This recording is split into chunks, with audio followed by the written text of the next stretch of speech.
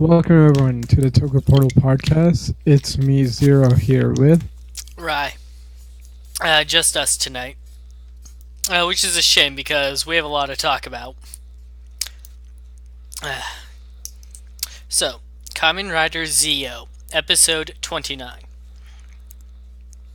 As normal, Waz does the recap, uh, in which he states that, Zi-O and Gaze went to fight each other and then didn't fight each other and decided to cooperate to create a new future instead.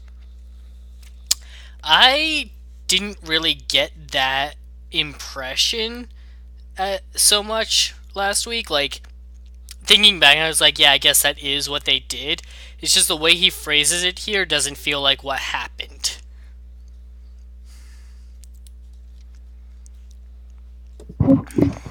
I mean, yeah, it's not like they like collectively decided, yes, let's make a better future or whatever. It's more like, well, they didn't do what was supposed to happen, whereas like Zio wins or Gates wins, so like by default this is another future then. Right. Omade hasn't come yet, but we're shifting into that third timeline that we all knew was going to happen. Also, interestingly enough, Waz doesn't tease any spoilery thing coming up in the episode like he normally does.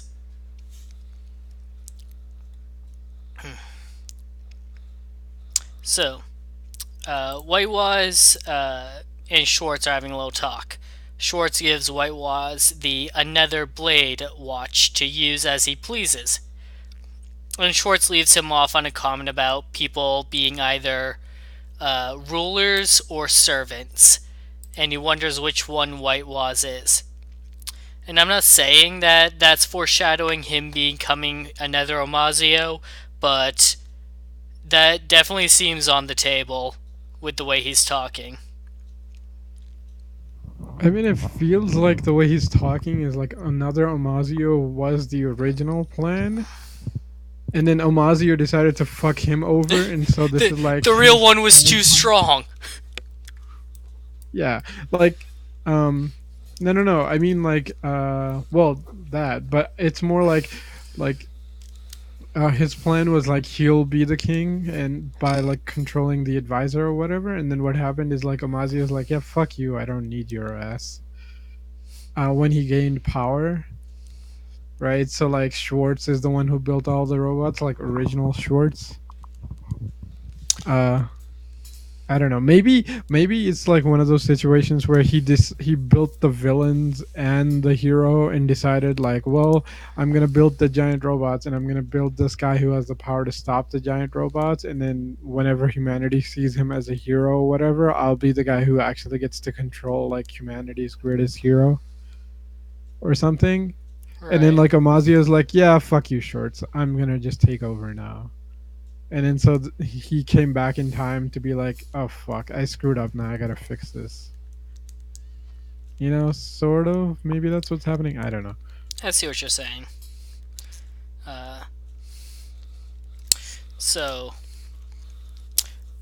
cut to a familiar little diner uh, with a waitress named Amane, closing up shop. Uh, we get a little tease about Hajime having left home when White Waz shows up and infects Amane with the Another Blade watch. Elsewhere, Hajime himself is kind of like alerted to the presence of Another Blade. And if you've seen Blade, then all of this makes sense to you. But if you haven't seen Blade, this podcast is probably getting into some big spoilers for it.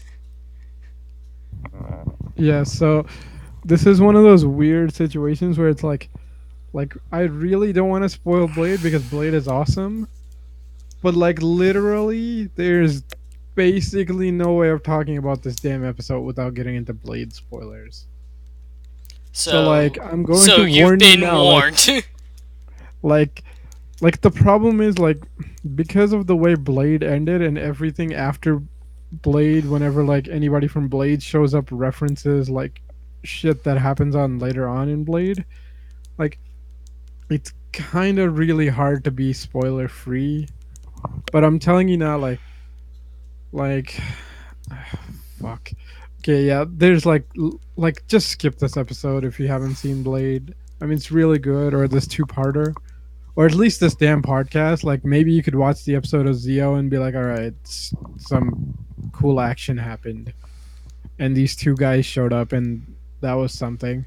And then go watch Blade, and then come back to this episode because otherwise, like, there's no way we can do this podcast without like spoiling Blade. So like, if you're cool with spoilers, or like if you've seen Blade, or you just don't care or whatever, then like listen on. Otherwise, like, yeah, turn this one off. Like, I mean, hey, we could use the views, but like still, Blade is too awesome to kind of spoil. But like, then again, it's almost like 20 years old at this fucking point, so I don't even know, man.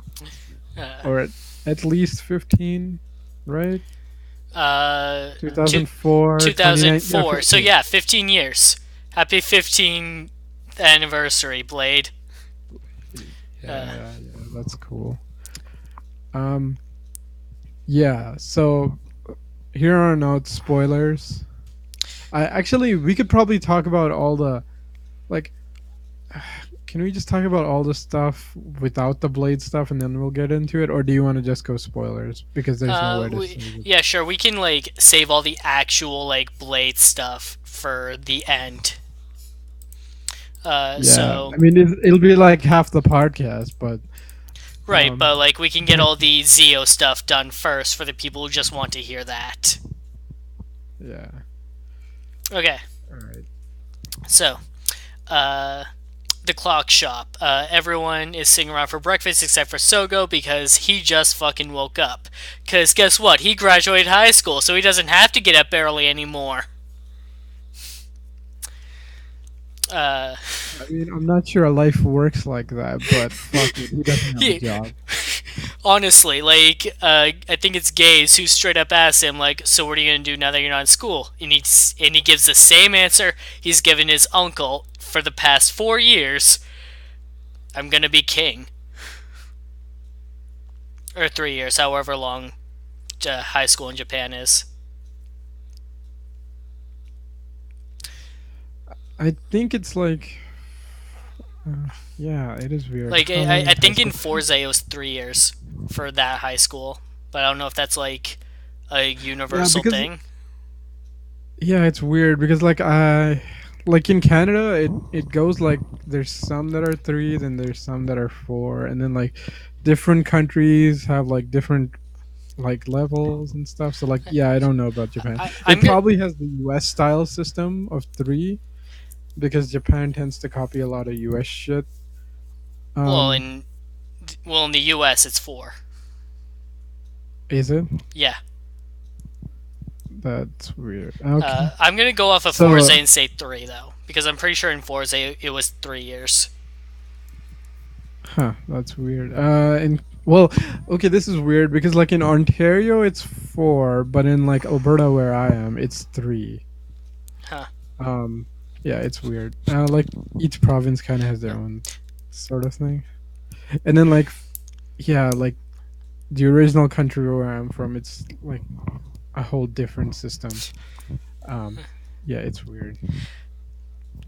So, so that's why I really like this scene though, because they have the same conversation that Sogo's been having with his uncle for the past 3 years. What are you gonna do after high school? I'm going to be king. And that's the end of that. I mean, like, it's a good thing this writer shit fell into his lap, because that just gives him an excuse to get on a bike and take off at the end of his show. Because, like, otherwise it'd be fucked, right? Like, it's literally Kamen Rider Deadbeat over here. I mean, like,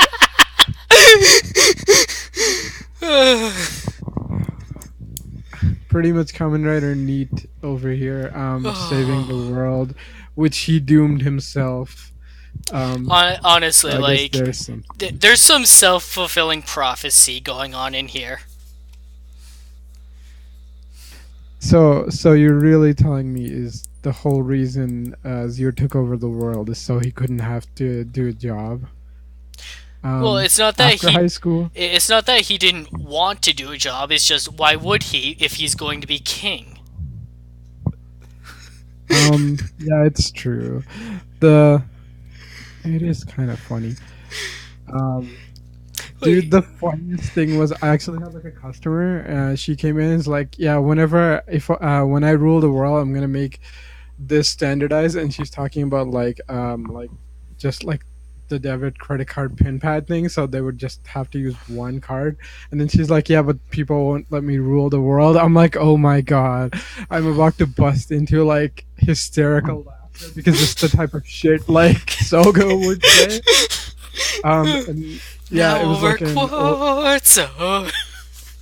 I know this was like an elderly lady too. I'm like, oh, this is hilarious, but I'm like, holy shit, I'm watching a show where like a main character talks like this all the time.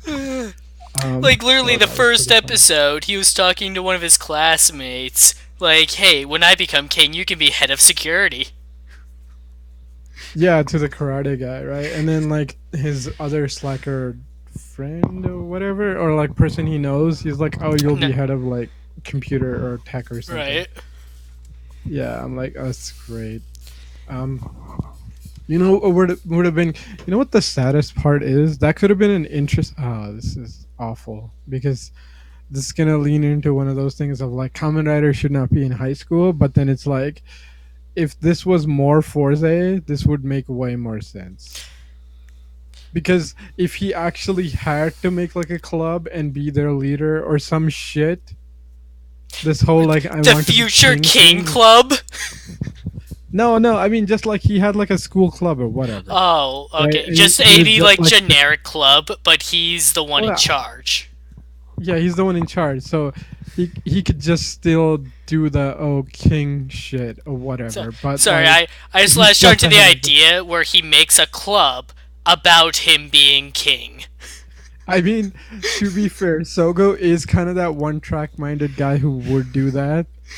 So I would love to see this.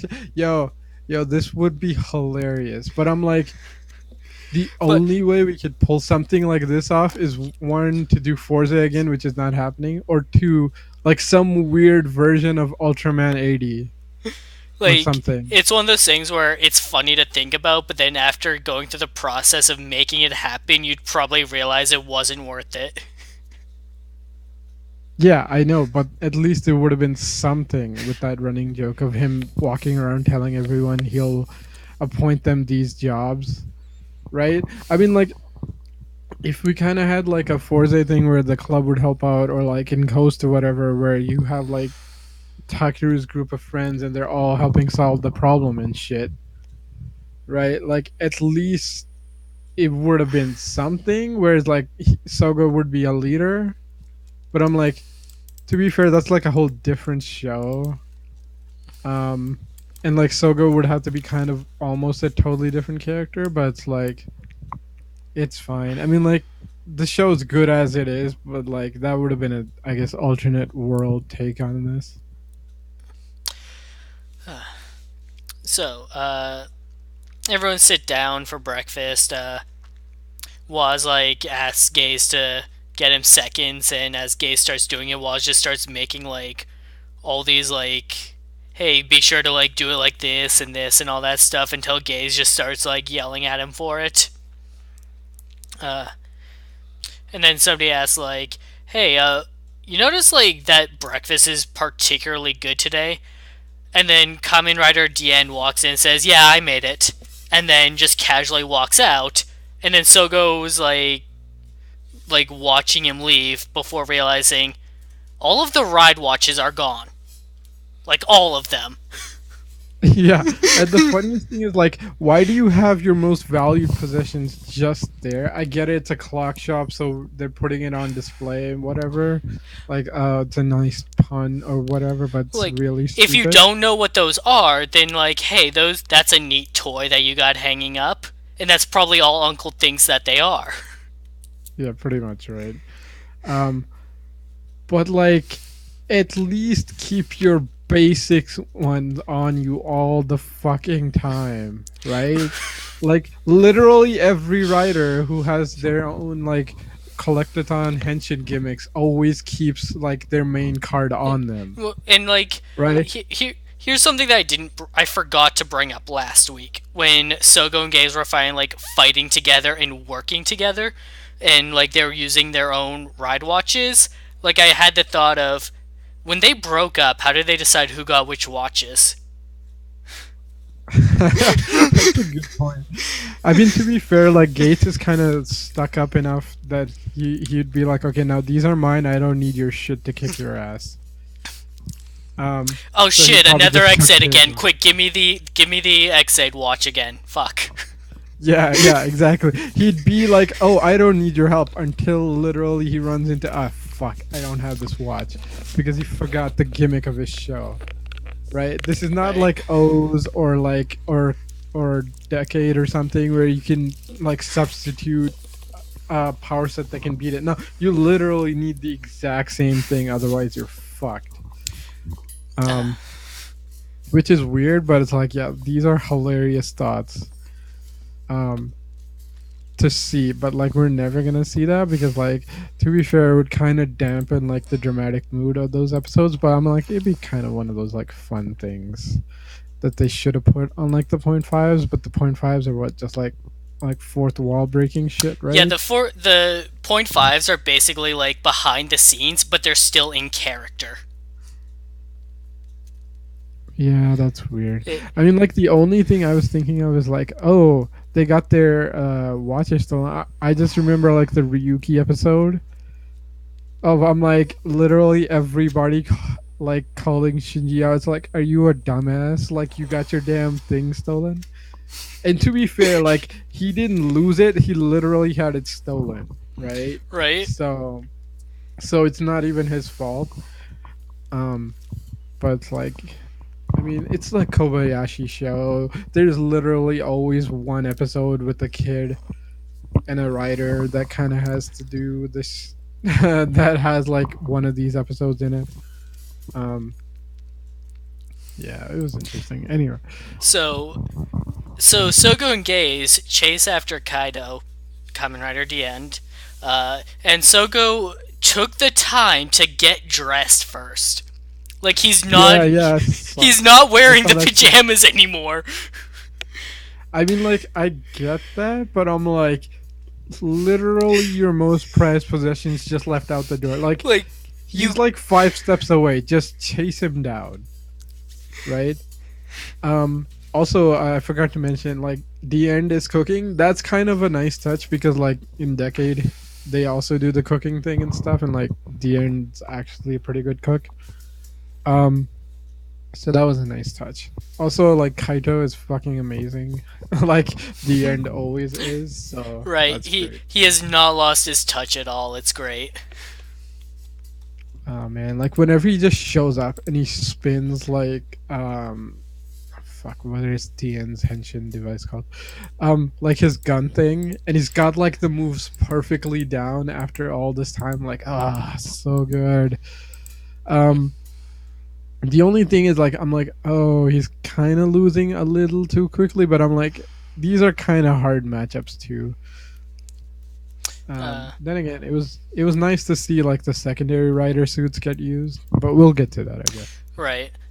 So Sogo and Gaze like catch up to him and like, hey, give us those watches back, and he doesn't want to hand them over. So only course of action: henshin and fight and wait. Shit,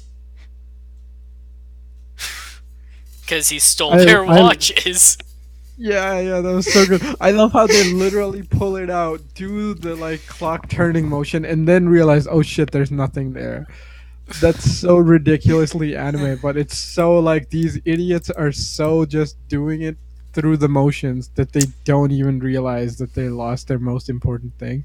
I mean, the weird thing is like Gates has one watch sticking on his thing. I'm like, okay, at least you can hench it into something else, but is it like you need a base form? Is That that could the also thing? be his motorcycle. Yeah, Those are that's a good also point. watches, aren't they? I don't Like even know. it's like a Gaim thing. Like I Maybe.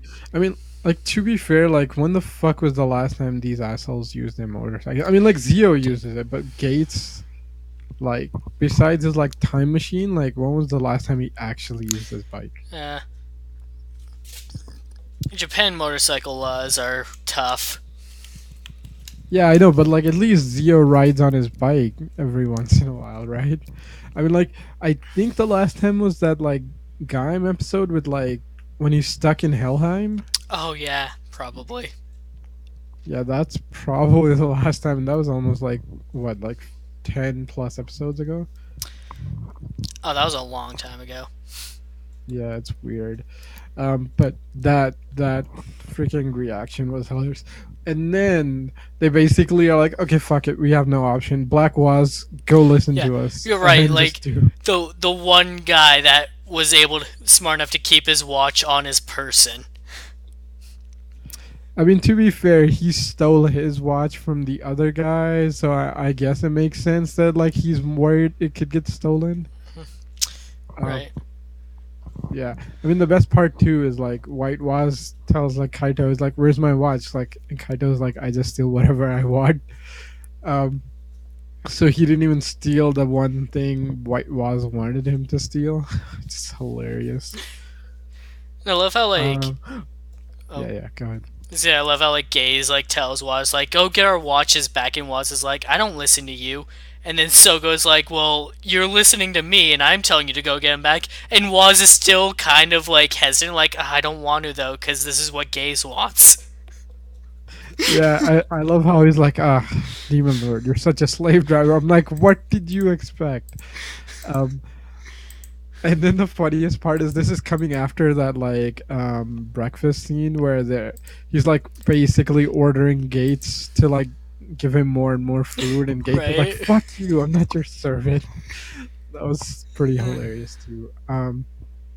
Man, we've missed. See, this is one of the things The- I miss from Rider. It's like every once in a while you get an episode. Like there was a really good episode of Wizard like this, where they're all sitting around asking for rice, and right. Koyomi's handing it out There, because like Koyomi doesn't eat. it's like in That was between all the rider shit, like give the characters time to like be normal and realistic. Like this banter between each other is the kind of thing that would happen, and it's great to see the characters feel real. right. Um, that was really fun. And then like, yeah. Also, man, like Waz's actor does such a good job because like he literally played like three different characters this episode, and they all felt different. Considering this is like his debut role or something, like he's so good. And when he fights too, like there's even a noticeable difference in the fighting style between him and the White Waz. Like the White Waz, whenever he switched forms, was always in like a safe and good position, whereas here Black Waz is literally being shot at while he like struggles to change forms. Yeah, that was interesting too. Like a lot of, I mean, that's up to the suit actors, but like again, good acting.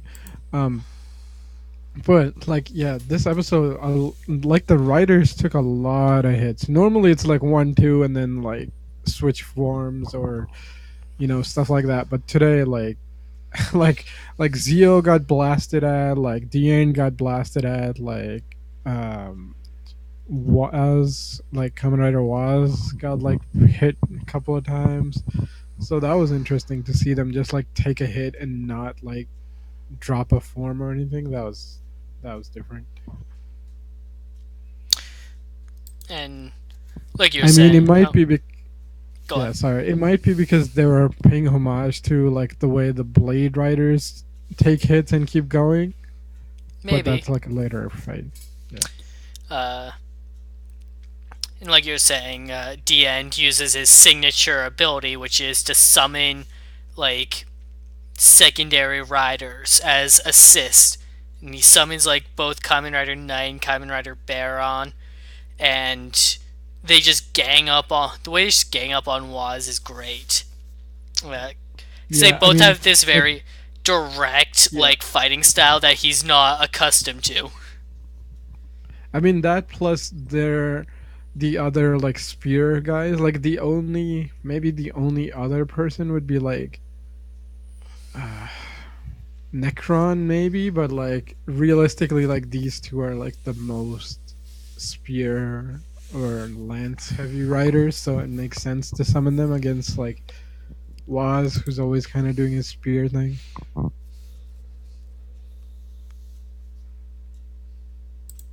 Um, yeah, I mean, like that fight was pretty intense too. Uh, it was really well shot and everything. And then, as his usual, he Kaido just runs away by turning invisible. Uh, I know, right? That's like the best card. It's so good. That's why Decade and the End both have it.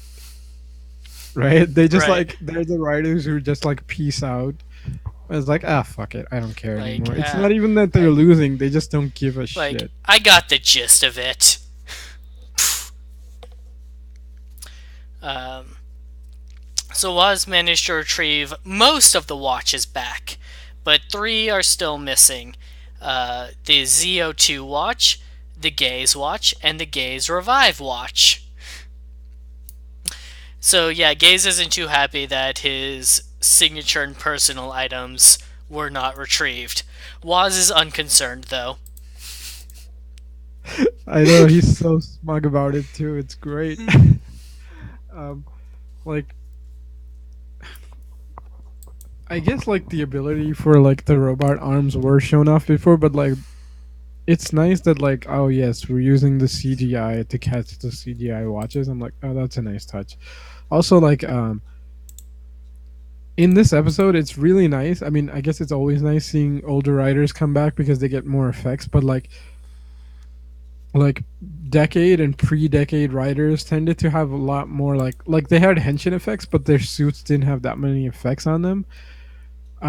But like Kaito basically has a new upgraded henshin device, right? Because well he freaking used like birth and axel, right? And then like night, which like there's no way that the old he didn't have those cards before, so like his gun's a different color. It's not all black, it's like metallic blue now, so that got Right. upgraded. Like they updated the CGI a little bit on him, especially when the cards are coming down on his face. It looks um really good. yeah, it's pretty good. um I also saw like some of the other things, like when later on when like Chalice henshins, um like normally there's like a little bit of a glow in blade and stuff but not that much, but here they're adding like It, the really red visor and stuff like that, so like even like the older writers got a little bit of update, and which like is cool. one of my favorite things about these kinds of crossovers, no joke, is watching them henshin in front of each other with their like different styles. Yeah, that's so fun. Like, um but then again you also notice how like the newer writers henshins take longer and longer, yeah, so like the older they're way writers always have to flashy. go last. They're way flashier and shit. I mean, like the ends is pretty flashy, but it's still kind of short. So he waits and he goes second, and then he like does it a little bit later. So then they like both tension at the exact same time. So it's one of those things where it's like timing wise, like the new henshins are getting super flashy but super long. So the older writers always go last.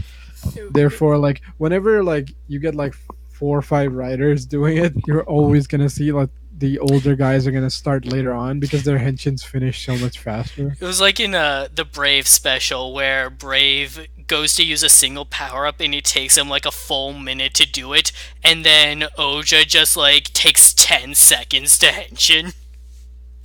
Right, exactly. I mean, like as fun as like the new stuff is, it tends to kind of go a little overboard.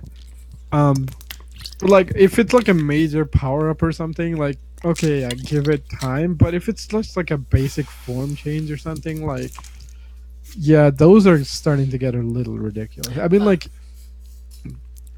yeah, I mean, yeah, I was gonna say Zio is a little small, but I'm like, it's not true. It takes a while to, like, Waz's ones are pretty fast, but like Gates and Zio's ones actually take a little while because they're basically using the same system, like the another rider system. So, like, the armor comes on, then they have to put it on, and like then they start fighting. I mean, it's not as long as like the X8 ones for damn sure.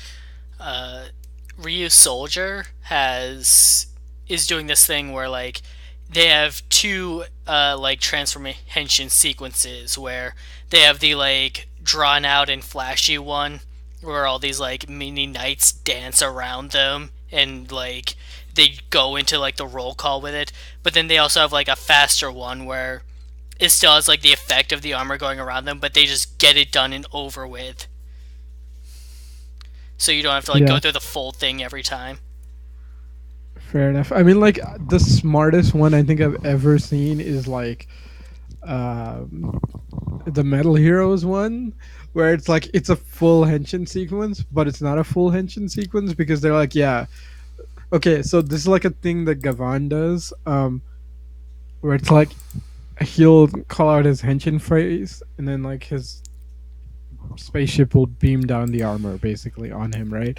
And he'll do like the full henshin sequence thing, and then at the end it'll end, and then there's always this kind of gets annoying, but it's like okay, it's funny, because it kind of becomes a meme onto itself, where it's like, and then you'll have an announcer and it'll be like, oh, actually no, what'll happen is like he'll henshin, and then you'll have the announcement of like, oh yes, Gavan can henshin in like 3 milliseconds or something insane like that. So let's slow it down and see it again, and then you get like the full henshin sequence. Um, that's why when there was that Gokaiger Gavan crossover, they kind of made a reference to that, where it's like Gavan henshins, and then like the Sentai teams like, no, they can do it like 100 times faster because their shit is newer now, so even faster than that. And it's like, oh, and then slows down like the Sentai one and shows them putting it on. I'm like, oh, this is hilarious. The funniest one is in Wonderful 101, the Wii U game. Oh yeah, Yeah, Wonder Red has basically that same, like, whenever he henshins, I think like the first time or whatever, that's straight up a Gavan reference, which is cool. he also does that like thumbs up thing at the to like like top it off. Yeah, which is, I mean, the thumbs up thing is like a Kuga thing, but Right, but it's still. freaking great. Uh, Yeah, that was God, an I interesting one. like off topic real quick. I hope they port Wonderful 101 to the Switch because I want to. I'd love to play it again, but I don't want to plug my Wii U back in. Yeah, fair enough. I mean, to be fair, it's one of the few really good Wii U games. Like, I don't know, maybe they'll do something. Who knows? It might Uh, get popular enough. I think last year, Kamiya teased something, but we haven't heard anything since, so it's unclear. But uh, Yeah, I mean, it'll be interesting if it ever comes back because, to be fair, there's really very few tokusatsu style games that aren't just like Toei, or actually Bandai games, Bandai Namco, right, and those just end up being beat 'em ups for the most part, or fighting games. And I'm like, as fun as those are, like, or Musha games, like the Battle Ride ones, like, they're okay, but like, like, video games is basically the perfect fucking format for like a tokusatsu hero, right? Which is like, oh yes, what do? You just beat the monster of the week or whatever. I'm like, right. that is Just literally like, okay, here's the level, there's the boss, go fight, right? I did you wish play somebody would. Chroma Squad? No, that's the Power Rangers one where they're like stage actors, right? Yeah, Yeah, the one that got sued super hard by Saban, I, which I don't sucks. remember what the result of that lawsuit was though. Yeah, I think they got away with, I don't know. The Like, point is like it had a lot of legal troubles, which sucks because I'm like that's what one of the things I fucking hate is like okay, if you made that in Japan, Toei would have let it pass. Bandai would have let it pass. But Saban, Saban like had to be like, give me money because I'm broke. yeah, that ticked me off so much. I'm like, what the fuck? Do you own colors now, you motherfucker? Right? Like, you Like don't, that like, they literally don't own the format. They just have the rights to localize that format of exactly. You didn't what even make Toei makes. Like, they are the right. last You're person to talk just about ripping off. I mean, to be fair, this is another problem of like this is basically fucking Macross and Harmony Gold, right? What's that? Except, I mean, okay, so like Macross, okay, like you know what Robotech is? Yeah.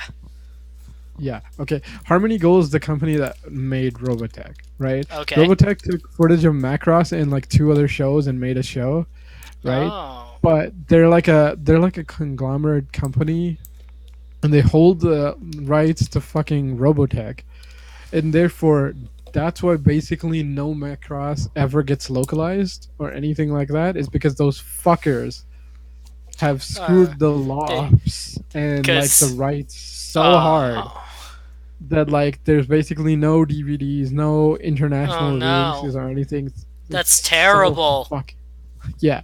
Like Ultraman barely got their fucking rights back, and that's why Ultraman started showing up everywhere in the West now. Oh, that's why But like Ultraman has a Netflix show.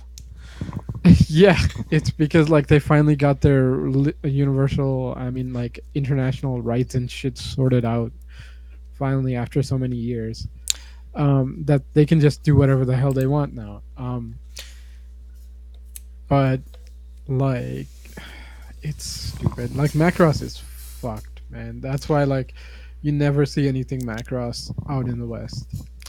Alright. And then I mean like the Gundam reason why you don't see anything Gundam in the West is Bandai can release it. They're like we're not making enough money. Fuck you. You get nothing. Wait, what? Gundam isn't Yeah. popular? No, like Bandai of America cannot sell this like the way Bandai of Japan sells it, which is like, here's 3 episodes, give me $50. Well, guess what? I guess North America doesn't like Gundam enough, therefore you get no box No! sets, nothing. Giant robots! In Yeah, I mean, space! in space. I mean, to be fair, Gundam's more like a space opera thing. Yeah, but it's Um, still good. yeah, it's really good. But like yeah, the whole reason like Gundam can come out anytime. Like Bandai owns the rights to all of it. Um They just right? don't see a It's just market. like no, they see a market. They just want more money. Like they want it to be like Gundam is in Japan, which is like the reason why the whole thing of like otaku in Japan is like you have to be real hardcore to be a otaku in Japan is because like okay, rent money, food, or my otaku shit is because like okay, a box set is insanely expensive. Like Right. most otaku in Japan have not seen as much anime as like general Western fans is because like fucking to like see that much stuff, to own that much stuff would be insanely over budget. Um Like, and then like the thing is like the model kits are a lot cheaper in Japan because you always just go to a hobby shop and you always get like a better deal. But like box sets and stuff, it's like that's why there's so many more OVAs of Gundam that come out is because like oh yeah, this is episode 1 or like these are 3 episodes. Like it's the like what's the price of a season in the West, right? It's like 50, $60, right? For a box set. And that's like 30 episodes, something like that. Or like 20 something, right? But in Gundam, that's like 3 episodes. You know, and like Bandai America tried selling it, like in the early 2000s, like anime companies tried to sell anime like DVDs, like in volumes, instead of sagas or arcs or whatever. And like they tried to sell it like Japan, but like nobody bought that shit. Like people only bought the box sets, right? right. Um, and Uh, then Bandai is like, well, Bandai America, you're just not doing a good enough job, so no more Gundam. and it's fucking stupid. Like Uh, Akiba Ranger like parodied this a little bit where Red was like had been saving up for months and months, like waiting to like try and buy this like toy replica of the live man mech or something like that. I think it's like Sun Vulcan or something, but yeah, Oh, it was well, it's one of the early mechs, right. which was really cool. And then he finally gets enough money, and then it's sold out.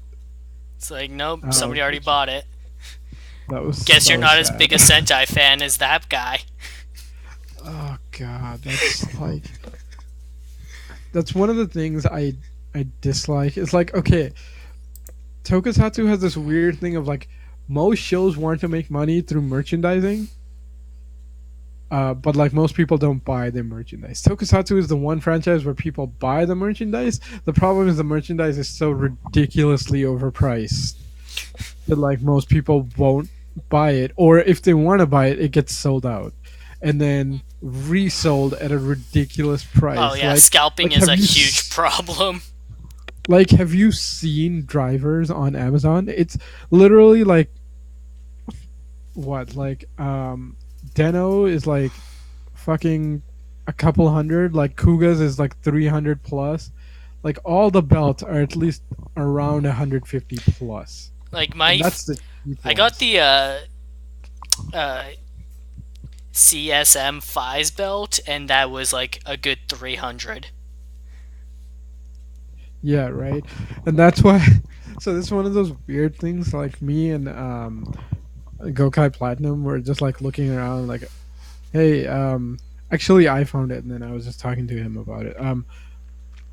Or them about it. Where it's like, hey, how much would it like what does it actually take to make a belt? And I'm like, well, it's basically just a covering, so it's a shell because like who cares? It's a widget, right? It's Like whatever you plug the into the, this thing to make the a sound, real right? cost is like all the like voice work that goes into the one machine that's inside the plastic.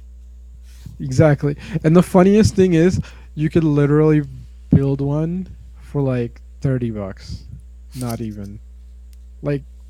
Like literally you could almost build any of the belts for like the hardware inside for about like 20 something. Actually no, depends on how many speakers you need, but like yeah, let's say you put two speakers in it and like the full chipset, so that's like 27, 24. Yeah, let's go 27. um and then the molding and stuff on top, well, depends on how you want to make it. I mean, like, prop making is not expensive. Let's say like $20 to get all the supplies if you're making enough of it. I mean, it might be more expensive, so let's go like 30, right? So like $60 tops, tops, and that's just like the first run. It'll only get cheaper, right? So like you could get a belt, like a custom belt for like $50. Stay whatever, have your own henshin device. Like we were looking into it. I mean, we're still trying to figure out how to make it, because it's interesting. But like if you just look up like Adreno sound effects board or whatever, basically you just need that to power your sound stuff, and then you just need a shell for it. Like it's not even expensive. So like the amount of shit that like Bandai and scalpers charge is ridiculous. That's one of the main things that pisses me off. Is like go on YouTube. There's so many. I mean, like I get it. It's fun. Like the toy collectors will review whatever, but like the amount of discussion on Tokusatsu is like maybe 10%, and like 90% is just the toys, and it's like, fuck sakes, man. Like, can we do better than this? Like, are we just like feeding into buy our shit? Yes. I don't know. It just kind of gets annoying because like it hurts the shows. It hurts the fan base because like it just goes like, oh, this form is dumb, or I don't like how this looks. I'm like, are you even talking about the show, man? Like the plot or anything? And it's like sometimes that kind of starts to get real annoying, especially like whenever you try to make a new show, because then people are like, well, the effects don't look good, or Your belt's lame or whatever, right? And I'm like, bro, like, have you even tried making a tokusatsu? It's like literally every other fandom has like hundreds of fan films. We have tons of people who are into tokusatsu, but like nobody makes tokusatsu, right? There's very Right. few people. I mean, that's one of the things that like Bruno from Garage Hero says. Like, people would rather cosplay than make their own Like tokusatsu, which is when kind of annoying. Ghost was airing and I was like seeing all like the backlash and stuff, someone brought up the point of like, hey, if you guys aren't enjoying this, why do you keep watching it? And someone responded to that, because there's still nothing else like it on TV. Yeah, that's actually a really good point because it's like there is a market, right? Like okay, let's name the big shows, right? Super Sentai, Kamen Rider, Ultraman. Ultraman, Garo, There right? you go, Like the right? four main running ones, right? They're nothing alike, right? They're nothing alike. Like the spectrum is so broad. You could literally put any show you want in that spectrum and people would you find an audience because like all the old tokusatsu shows are so varied. So like there is a market because like of course there's a market. Like Like look how huge I superheroes don't know if they're are. still doing it, but it like if they aren't, then for a while, even China was like either China or Korea was like making their own like Sentai style show, and it was still not like typical Sentai. Yeah, I mean Armored Hero for China, and then Legend Hero for Korea. Oh, both of them. Um, Jeez. yeah, they both have like a really long, like so like Armored Hero had like multiple sequels. I'm not sure if what's going on with that. Legend Heroes is a weird spin-off of like a mobile game or something where it's like that company funded like a tokusatsu and that tokusatsu had like multiple like it used to be on YouTube, at least like the first season is. Um but that's interesting too because it's like the Korean one is very Power Rangers and the Chinese one, Korea doesn't make Legend Heroes anymore. China still makes Armored Heroes. Thanks, Drago. Um, yeah, but at least they tried, right? I mean, like Malaysia Uh, made Real Buma, right? quick, Drago, fact Yeah, check this for me. China is still making Armored Hero, but Korea is not making Legend Heroes anymore. yeah, that's cool. Um, I think it was Malaysia. I'm not sure, or Thailand. No, I think it's Malaysia who made Armored Buma. So that had two seasons. Um, which is a really interesting show. It's kind of more like Kamen Rider meets Garo, kind of. Um, where it's a little darker, but it's still like single armored hero dude like Kamen Rider. That was interesting. Like so everybody's making their own shows. It's just like oh Indonesia, my bad. Thanks, Drago. Um, Oh no. Yeah, and then like Malaysia and the Philippines had like their own like armored hero spin-offs. Um yeah. Anyway, so there's lots of interesting heroes. I mean, yeah, there's ones online like Garage Hero just released their movie. The Strega movie finally came out. Weirdly enough, they had like people who went to the theater to react to it, and one of the people who said like, "Oh, I expected this to be shit, but it's actually decent," was the guy who played like the lead writer of the group of three writers in Missing Ace. So that's a good coincidence for this Blade episode. Uh, Um, so yeah, in case you basically, forgot, this is a podcast for Kamen Rider Zi-O. yeah, that was interesting. And I mean, like, then you have other people like like Henshin Sunrise. Those guys, they're trying to do stuff, and then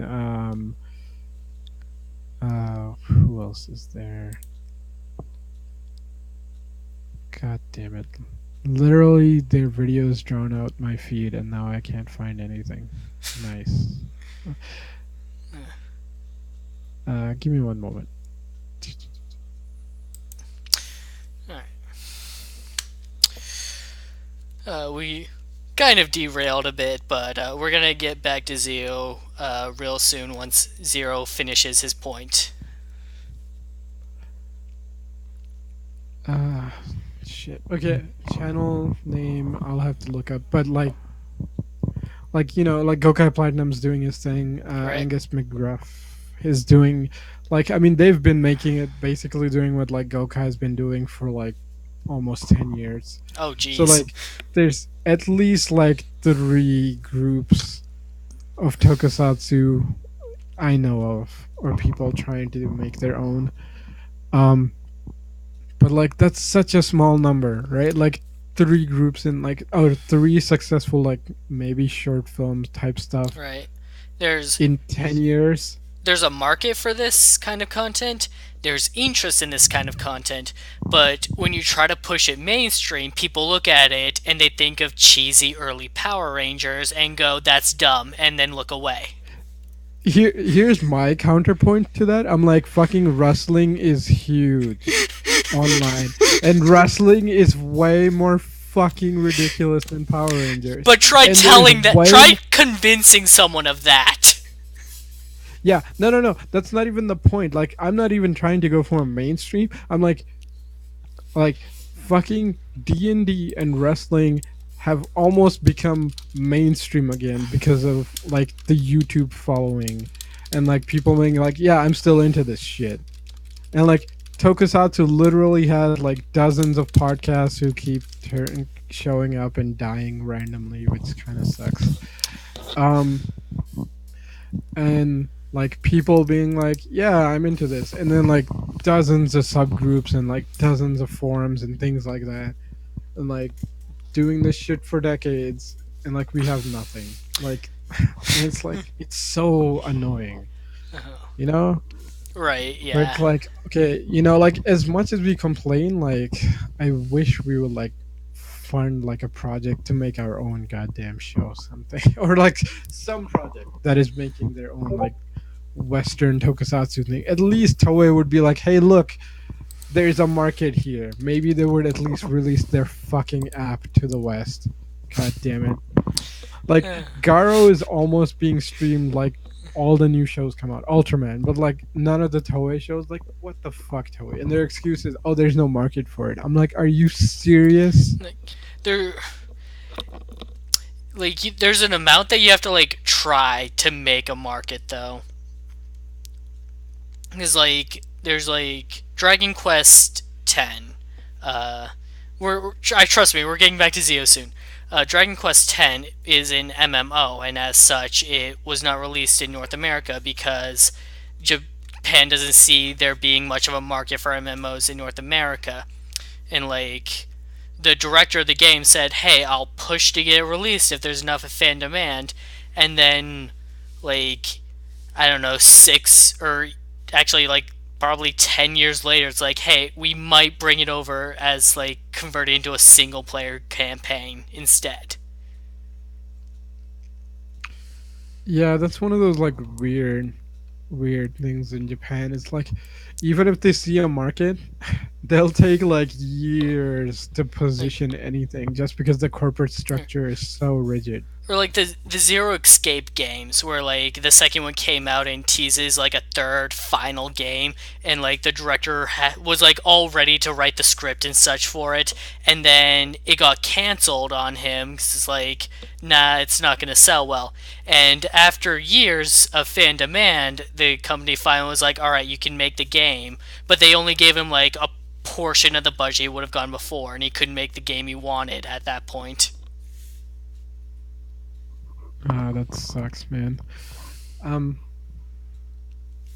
yeah, I think we've derailed the hell out of this Yeah. podcast. So back to Kamen Rider Zi-O.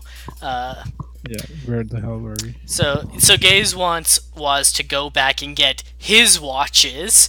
And Waz is like, why should I listen to you? I used to be your boss in the past. And Sogo's like, "You guys keep saying past, but shouldn't don't you mean future?" And Waz tells him, "Don't you even start with that." Yeah, that was great. Was like, come on, Demon King, you're just gonna make shit way more confusing. That was really sweet. I love how like everybody's just fucking done with Soga's bullshit at this point. They're not Like even trying to like defend him. Even Waz is just Yeah, not afraid anymore. Like seriously, dude, you're the Demon King. yeah. I mean, I think it's mostly because like he knows like, oh, you're not even gonna try to make the future that I came from. So it's like, should I even be listening to this asshole? As opposed to White Waz, who's like, hey, dude, um, you want to fucking fulfill your role, be the savior, and Gates is like, nah, not doing that. Piss Like, off. And well, it's like, like, Gaze just hated White Waz and didn't trust him from the beginning. It's like, I'm not doing anything you suggest. yeah. I mean, then again, like, White Waz wasn't the most nicest guy, but No, he was always an asshole, at least he seemed a little more stable than what the fuck he let out this episode right? with like, oh, you're not Like, gonna like he feels like a make my completely future. different character at this point. Yeah. I mean, to be fair, like it's I guess like a major turning point in his character is like, okay, Black was figured out that like, okay, these guys aren't making my future. I guess I'll have to adapt. And then like, I guess White was did the same thing, except he is like, okay, well, you're not gonna be my savior, then fuck the world, man. I'm like, wait, what? Like, your plan isn't even like, oh, I'll rule or whatever. It's like, fuck it, the world needs to end now. I don't even care anymore. I'm like, holy shit, man. The whole like, oh, there are some kings and servants, and some people are servants. I'm like, wow, this is like the most fucked up version of like, oh, I can't have like serve my king or whatever. The world's not worth living for anymore, kind of thing. Except he's more like, fuck it, who cares? Future's not even important anymore. If I can't have my future, then nobody can have a future now. Like, whoa, like holy shit, dude. Like that was one hell of a turn. So, uh, their conversation is interrupted when Tsukuyomi tells them that another rider has appeared. They go and find another blade attacking a photo shoot. Uh, and during the short fight, Waz notices the 2019 written on the back. Because all the Nether Riders have the year written on them. But normally that's the year that the show took place. In this case, it's actually like the year that Another Rider was created. So this one wasn't created in 2004. This one was created in 2019. After Another Blade escapes, Waz warns them of this, saying like, "Hey, this is probably a unique case that we should watch out for changes." Uh, so they're gonna need two things. They're gonna need to find out where Another Blade went, and then they're gonna need to find out where Kamen Rider Zi-O went to get back the remaining watches. So Sogo suggests they split into two groups. Waz and Gaze can go after Zi-O, while Sogo and Tsukuyomi go look for Blade. And then he runs away before they can actually protest. Uh, This is so like, oh yes, put the wacky team members together, they'll bond. And then like Tsukiyumi immediately dumps on that idea. It's like, do you have any idea how much history these guys have? Like, this is not gonna work at all. And then Sogo's like, oh shit, I didn't even think of that. Even though they clearly said like, yeah, we have history in the beginning of this episode. Sogo's taking a gamble here. There's an episode of Bokenger where Red does like the same thing to Blue and Black, who are like not getting along, and the two of them end up competing so much on the mission that they end up working together. That is pretty funny. I mean, Bokenger has like, oh no, I'm thinking of a different show. Wait, no. Bokenger was the adventure one. Yeah, Yeah. No, that's the same one I'm thinking of. Okay, yeah. Bokenjo has interesting episodes. Then again, like I haven't really seen all of it, but like yeah, it actually has really interesting take on certain episodes. Um, like the my biggest problem is like Red's such an asshole. Uh, in the beginning, but like it takes like a whole goddamn arc for me to kind of start to like that guy. Anyway, yeah, we So, can't get into a Sentai right. podcast at this point. Uh, Tsukuyomi gives context for the background between those two. In 2068, uh, Waz was actually the leader of one of the resistance factions that Gaze and Tsukuyomi served under, and Waz used intel from a spy to plan a direct attack against Omazio himself. This direct attack being the catastrophic one that failed, where they saw most of their friends die, the one that haunts them to this day. Uh, and ends up being, Mazio's loyal servant. So they don't know, like, Tsukiyomi admits that, like, she doesn't know what happened, if, like, Waz was, like, manipulated or, like, brainwashed or if he really just betrayed them. But there's the context for the bad blood between them.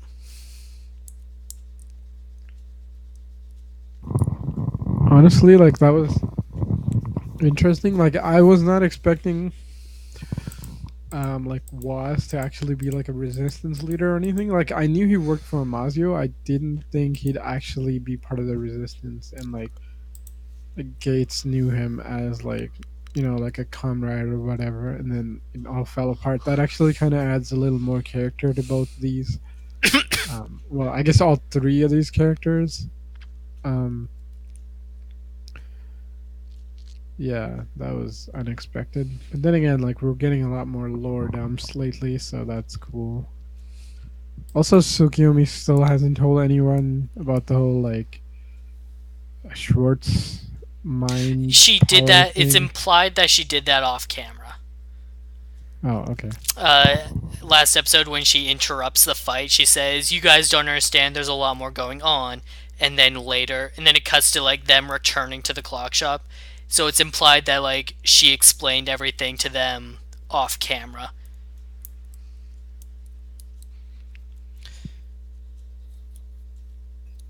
Yeah, I guess that makes sense. I mean, it's a little weird to then throw that flashback in this episode. Then, Uh, at least I hope that she told them already, because if she didn't, what is she waiting for? I guess I could understand if she was going to tell them at breakfast, but then Sogo slept in, and then the ride watches were stolen.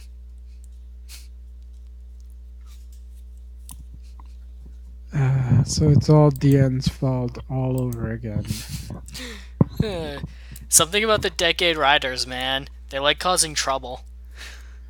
I know they're great. They're such good plot devices, Aren't they? right? Like, you just Yeah, throw they're them in. so fucking You can throw them into any show, and not only will it make sense, you can use it. right. Exactly. It's because both of them are walking shitheads. Um, but they're kind of like lovable assholes, and because these guys have been acting for so long, they're really good um at doing what they do. Like they're much oh that's not true. Dian was always fucking awesome, but Tsukasa's gotten so much better since Decade. Like literally every single thing he does after Decade is so much better than him, like where he started off in Decade. And it might have just been like they just told him to act like that. I don't know. Or maybe he just got better over time, but like yeah, he's so good now. But the end is always awesome. Um yeah. So, cut to Kaido talking to White Waz, who was the one who sent him to the clock shop in the first place. Uh, Kaido hands over the Zi-O 2 watch and the Gaze Revive watch, not the Gaze watch.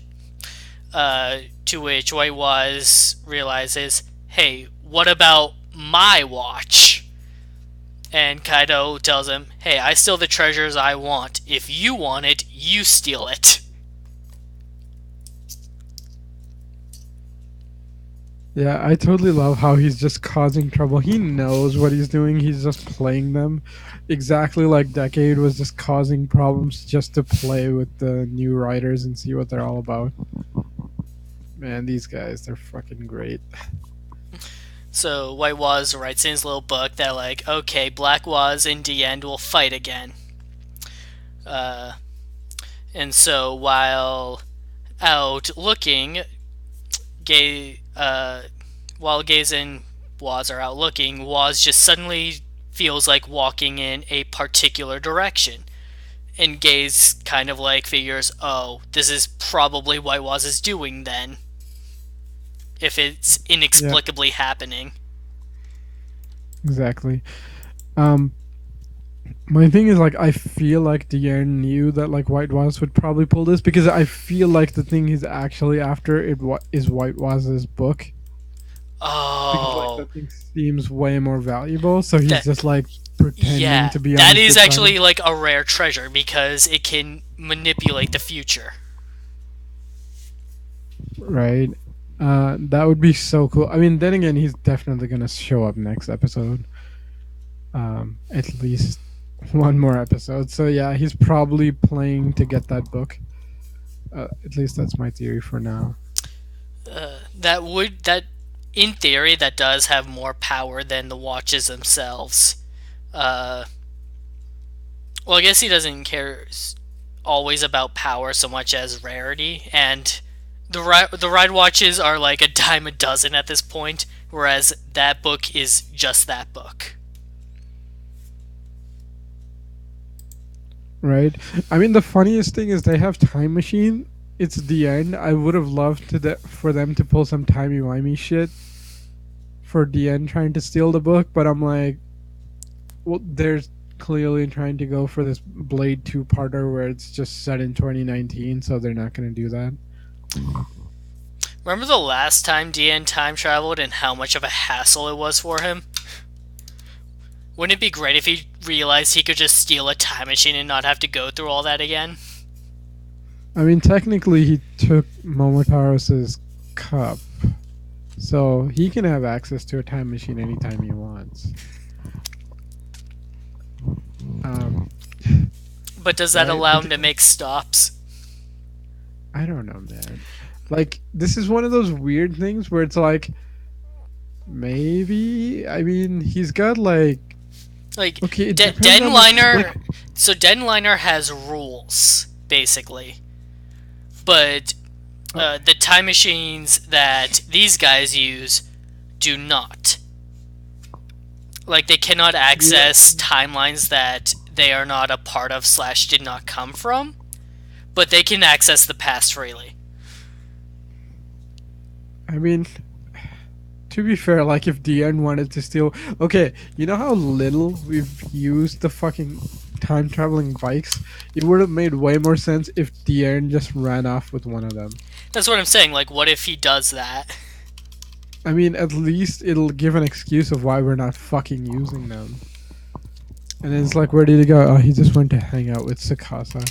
Um, the funniest thing, have you seen that like Twitter like interview thing? Or Uh, did you post it? Somebody posted it, right?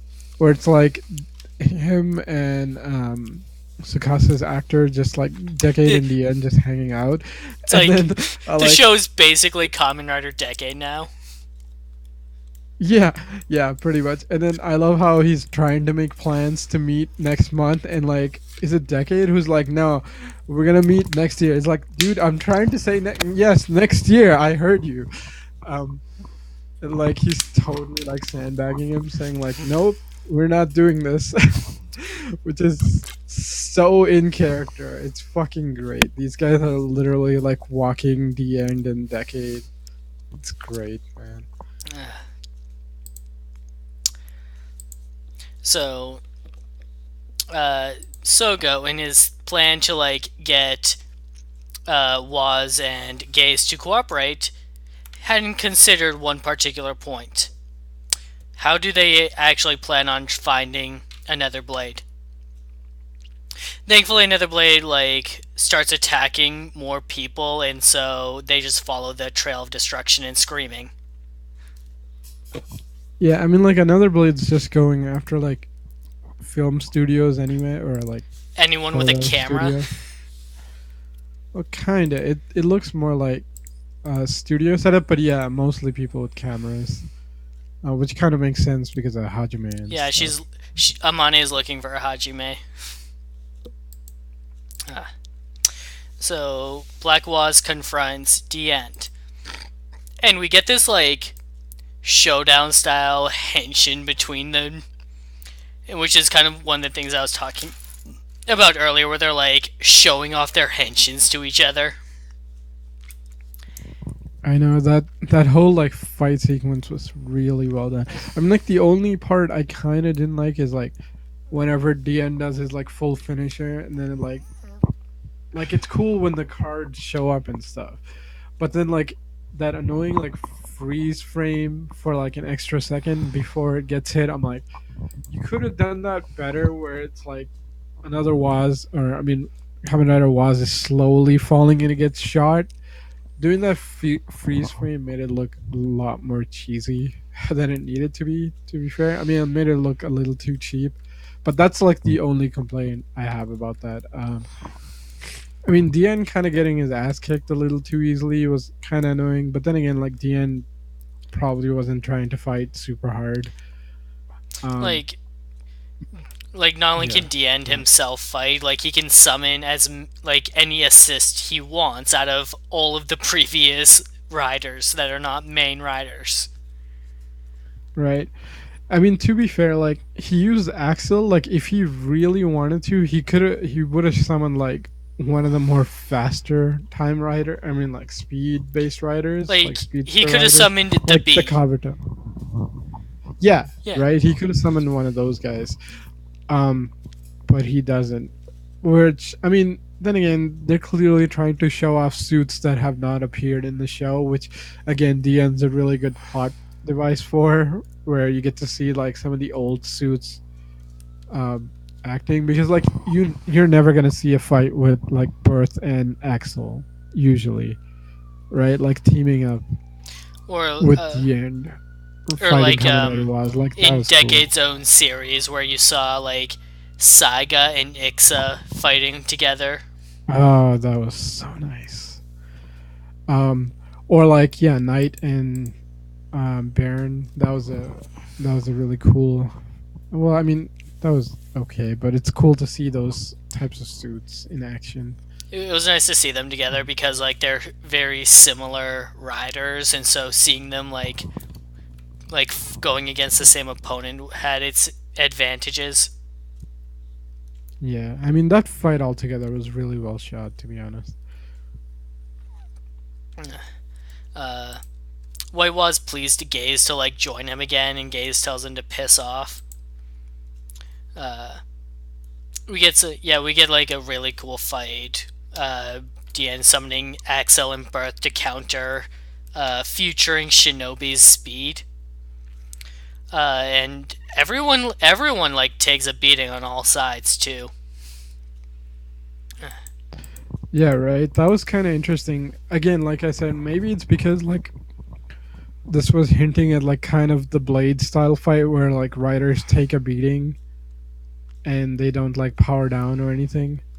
So like maybe that's why everybody was getting hammered this episode, and they were like still not dehensioning or like form changing out or anything, which is kind of cool considering like I mean I guess technically it'd be well I guess technically it'd be X, and then Super One with like the form changes and things like that, and like X with the weapons, and then Super One with the arms, and like Ryuki with like the like summonable like abilities with like the sword and the shield and all that stuff.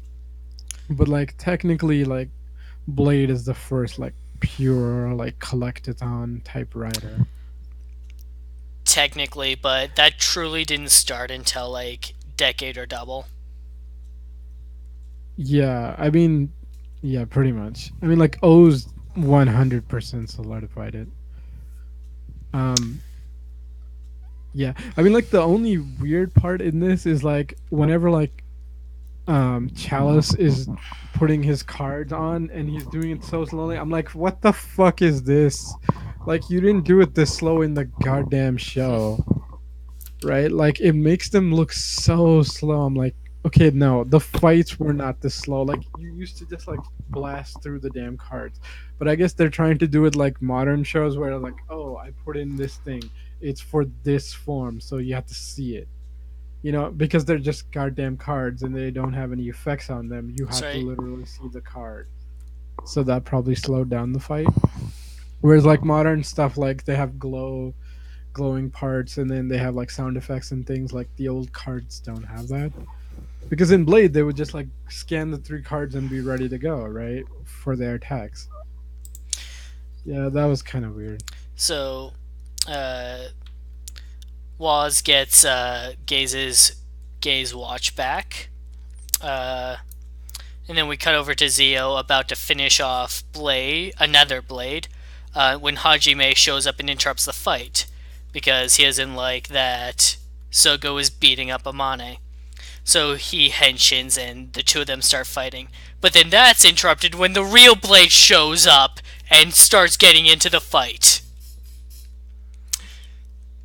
Uh, and that's the end of Dun the dun dun. episode, and this is where we're going to start the Blade spoiler cast.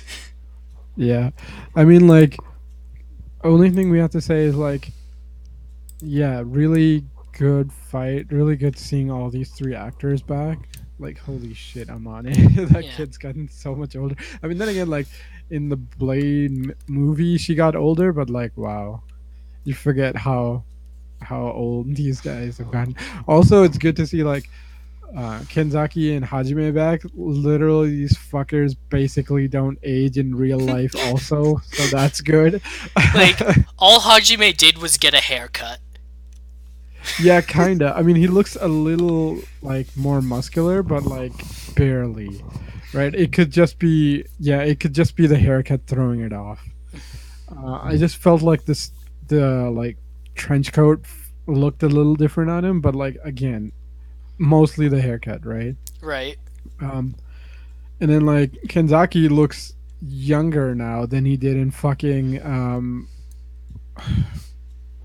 what the hell is Go Riders, right? So again, that's pretty amazing. I mean, he's a little more crazy in this, but then again, it's probably like spoilers. People, back off. This is spoiler territory.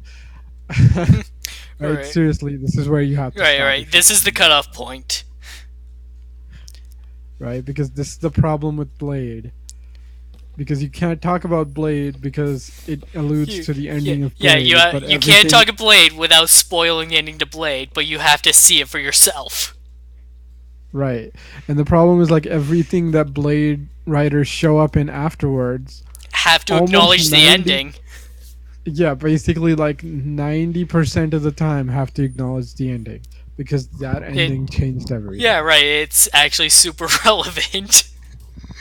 Uh, Um, so, s- so, so so yeah, now, yeah. So now Kenzaki shows up and he's a lot more crazy than he was in Go Rider. But that's probably because like Hajime is right there in his right. henshin, So so he's going full Joker form. in Go Rider, like he was drawn to the presence of an undead, and he goes and he finds a fake one in a virtual world, and he's like, "Well, here I am, I guess." But then here, he sees the one undead that he's been avoiding ever since the show ended. Right, and he's basically like, so is this what fate's decided? Like, is this fated Like, to be? Like, we can't do anything else? I tried preventing our fight, but now here we are.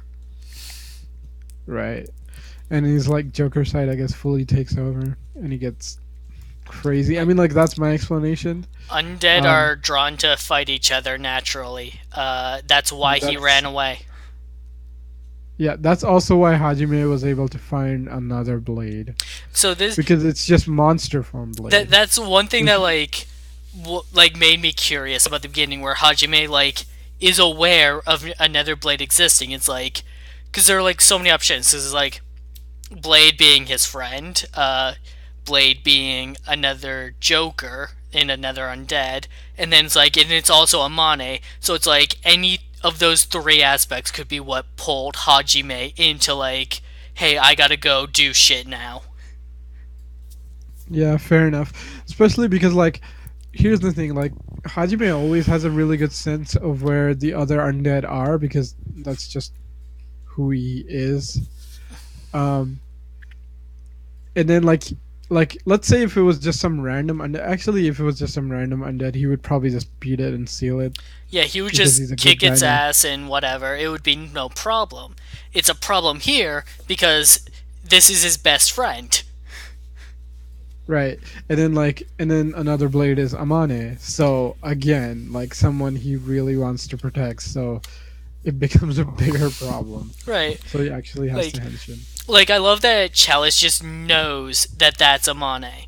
Like like I'm assuming that he Well, does at least because I don't see him getting that angry for Blade. Like yeah, he values Blade as a friend, but he would get angry for Amane's sake. Like there was one undead early on in Blade that hurt Amane, and he like wiped it super hard. all right, the field trip one, right? Right. Yeah, where they're all looking for her. Um, yeah, that's a good point.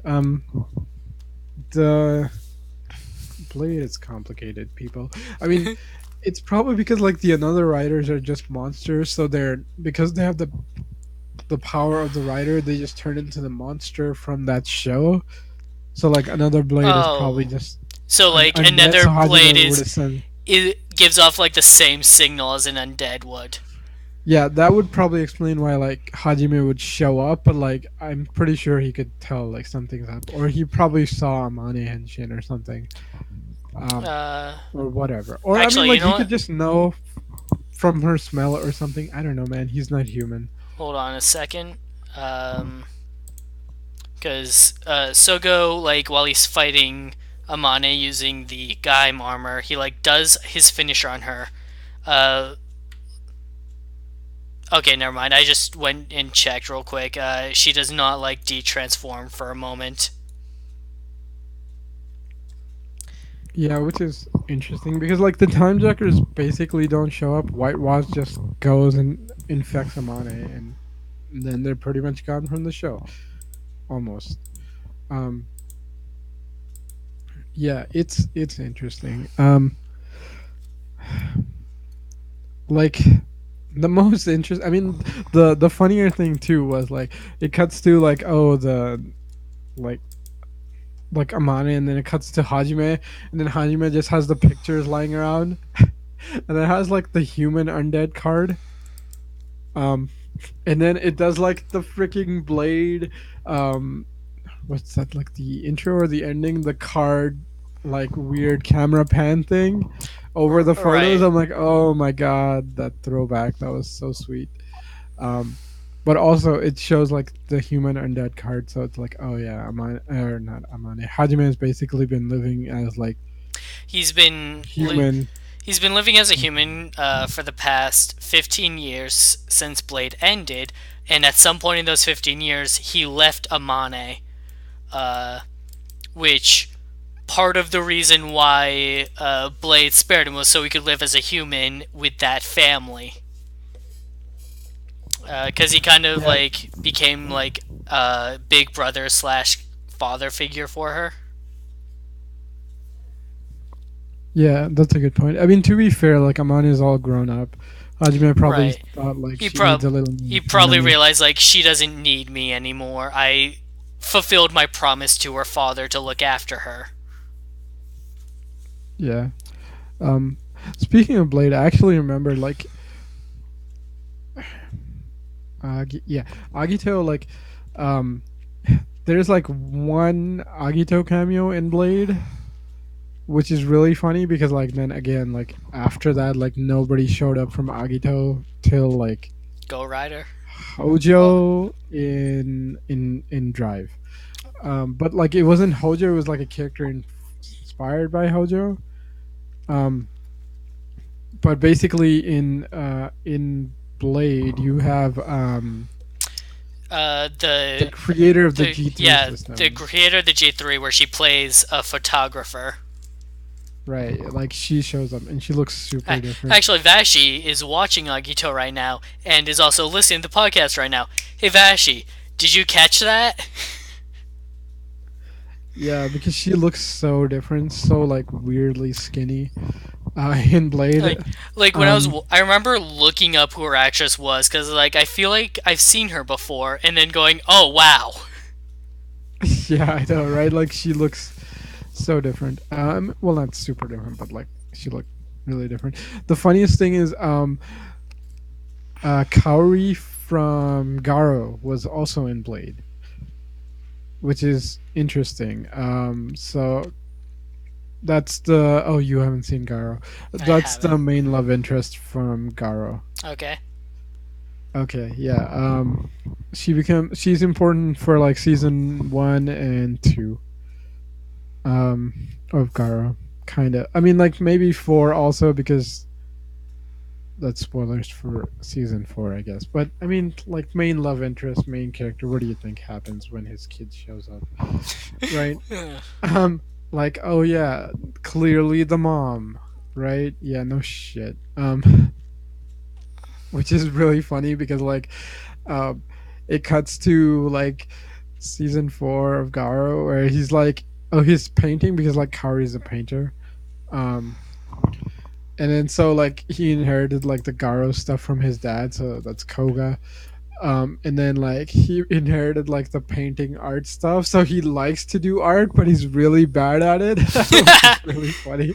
uh, Which is really funny because like um yeah, like season 1 of Garo has this weird like um art book prophecy thing going on. It's weird, but it's all tied together.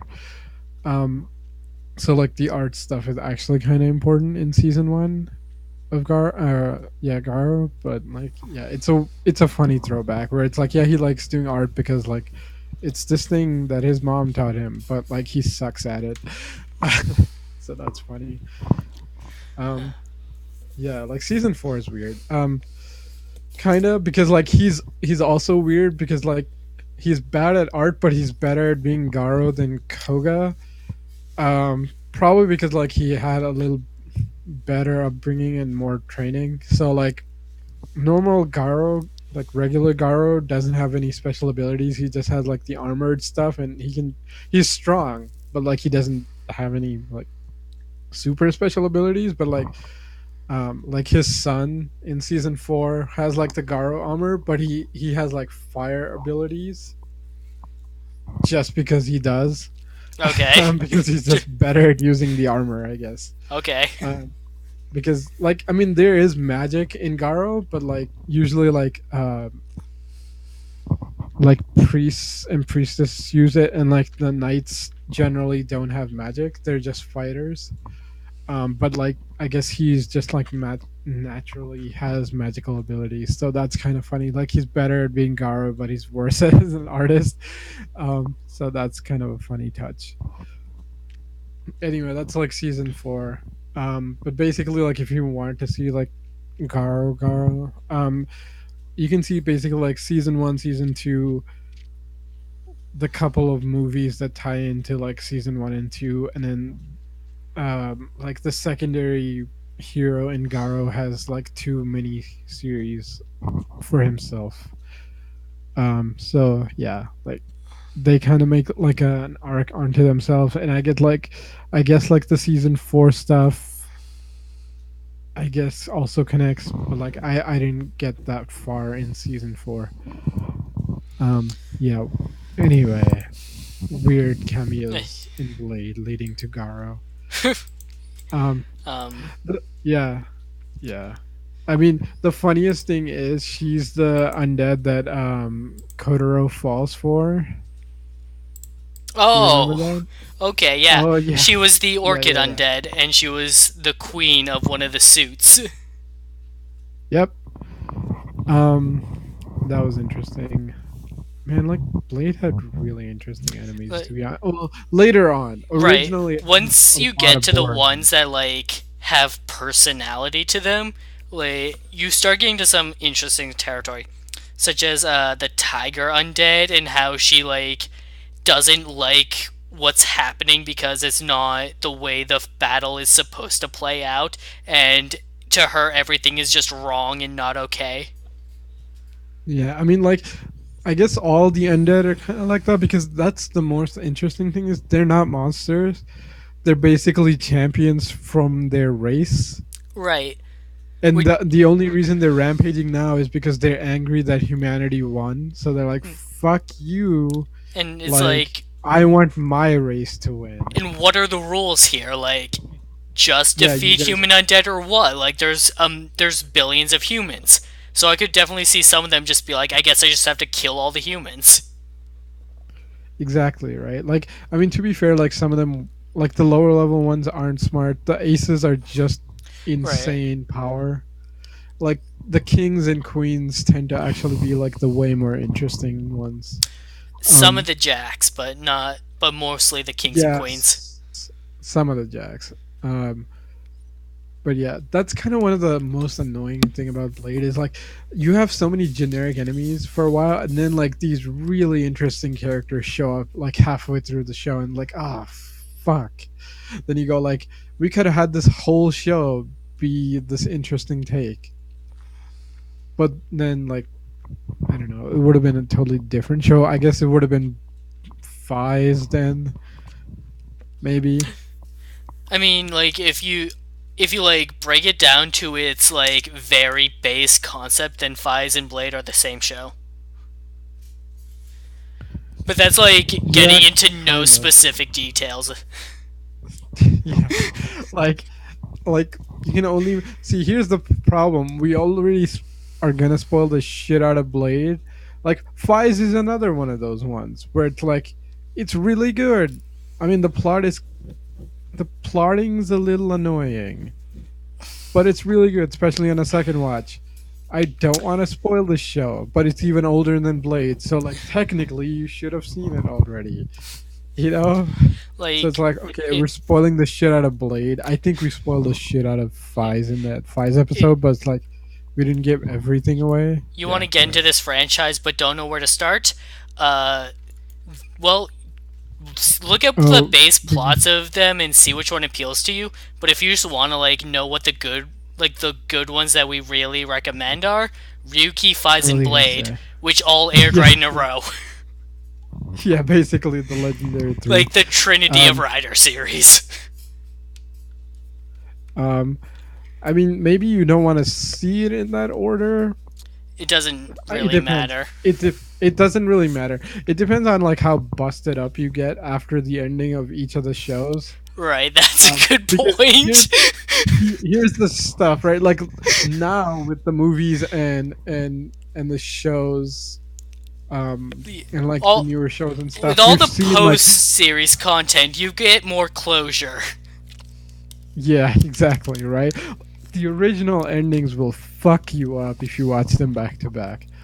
Um, so you kind of have to throw in like Hibiki in there, or like early half of Hibiki or something, just to heal yourself up. Like maybe O's or something. One of the more Jump into lighthearted Deno for ones. some lighthearted fun times. Yeah, right. Like maybe Kiva. Forze if you want to Um, watch Baby's First Rider series. yeah. Um, like Kuga is still technically the most technically brilliant Kamen Rider. It's like it's not our favorite. It's just It's so Drago's well favorite. constructed. It's who? It's Drago's favorite. Kuga? I thought Build was his favorite now. Actually, I don't know. I just Yeah, I thought remember he Build was was. like he liked Kuga the most out of all of us. Yeah, I think Build surpassed it. But like Kuga, here's the thing. Like if you know nothing, oh, why would you even listen to this if you know nothing about Tokusatsu? Right? Uh, like if you had to show someone who's not into Tokusatsu, or they're like, all right, I'm going to give you one chance and one chance in your life to show me one show, and I will sit through this one show and nothing else. Show them Kuga, right? Okay, warn them that the special effects are trash. They are low budget. Like Agito's effects look like they had money behind them. Kuga's do not, So I right? once showed someone who doesn't watch Rider like one scene from Kuga where Kuga gets like his really strong power up and he defeats the monster and it explodes with so much energy that it does a panning shot of like an Oh, entire block just exploding. And my friend thought that well, was the some block didn't explode. like Yeah, there go was ahead. it was a huge explosion. And like Yeah, my friend who was watching it thought that was some kind of edit.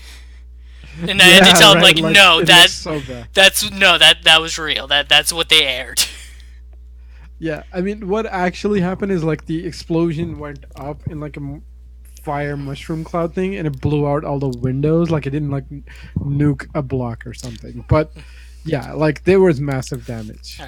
Alright. We Um, have confirmation. Drago likes Kuga, Blade, and Build as his top three, but not necessarily in that order. yeah. Right. Like it's one of those things where it's like personally, like I like Kiva and Faiz, and Ryuki and Blade and stuff. And it's like it's hard to quantify the order, but like Faiz and Ryuki are pretty close, but like Faiz, like I like it more because I've seen it more than once. But like personally, if you had to be like, all right, watch the show and never rewatch it, like Ryuki wins, Well, like right? so, Ryuki is the only one of the Faiz Blade Ryuki Blade, yeah, Faiz Blade Ryuki ones that I haven't like rewatched yet. But for a longest time, like I was like, yeah, that's my favorite because a year after watching it, I was still thinking about it. I mean, Ryuki is my favorite because like I don't know, like Kiddo, like Shinji is such a likable guy that you're like, and like all the other like secondary writers are so interesting that you're like, and it's got so much of the human element that I'm like, okay, I have to put this number one. But it's like, okay, this is like 99 and like Five is like 98, you know, percentage wise. They're like super close. I've rewatched both of them. They're really fun. Like Five gets better. Ryuki is still just as awesome because I like Five you kind of piece together what the fuck is actually going on when you rewatch it a second time. I'm leaning a bit Um, more towards Blade right now, but I'm sure that if I rewatch Ryuki again, I'll remember why I kept thinking. Like I'll be get sucked back into like why it was my favorite. yeah, my problem with Blade is like I rewatch Blade and like Blade kind of gets boring, honestly, Oh, not for when I me. rewatch, which kind of sucks. I mean, er, mostly early on, where it's like, okay, this fight literally has no point, right? Like it's not gonna give you like modern shows. It's like, oh, at least you beat this guy, you got this power. Blade, it's like, okay, you beat this guy, you got a power up, and like whatever. It means nothing because the old shows weren't centered around the power ups like that. No, but that was still Like, like Blade's unique thing in that every fight still meant something because they got a little bit stronger from it, and you saw that progress as they like use their new skills. Like you see the evolution of all their rider kicks as they go forward. yeah, I mean, like if I had to rank it, it'd be like Ryuki's number one, Five, and then Blade. Literally the order they came out in, which is hilarious. But um, it gets weird because it's like, okay, ending wise, like Blade wins, no contest, right? Um, and then like they all have kind of shit beginnings. Um, I think I like Fize's beginning the most because like it's socially awkward Kamen Rider. It's fucking great. Whereas like Shinji's a little whiny in the beginning, and like if you don't know what the fuck is going on with Tachibana, like Blade's like first arc is really weird, right? So Like that was a problem that I had when I first watched Blade. The first arc kind of a mess because Tachibana like has already started his decline, and yeah, he kind of just comes off as whiny. But once you get past the first arc and he's back to his peak, you finally have the context for what he was going through in the first arc, and then you can sympathize with him. And on a rewatch, it makes the first arc a lot better. yeah, it does. That's kind of like the problem with Blade's beginning, though. It's like a lot of people like And kind of give he up because like nothing's going on. This Tachibana guy is kind of whiny. So it's kind of hard for most people to get through. Whereas like Flies, it's like, oh yeah, Takemi's like a really unusual lead, like main protagonist person. Um, right? Because like I'm not. Well, that's even weird because like Flies has like six main characters and they're in like two groups. So like Flies has a really interesting beginning. Like Flies is decent all throughout. It's just pacing is weird. Uh, I like do some plot like lines get dragged out longer than they need to. although There's rewatching yeah, Fies after experiencing ton of modern Rider, one thing I really appreciate about it was how slow the start is in terms of getting to like the base, getting to like where they get to like the standard Rider point of here's our living conditions, here's our mission statement. yeah, yeah.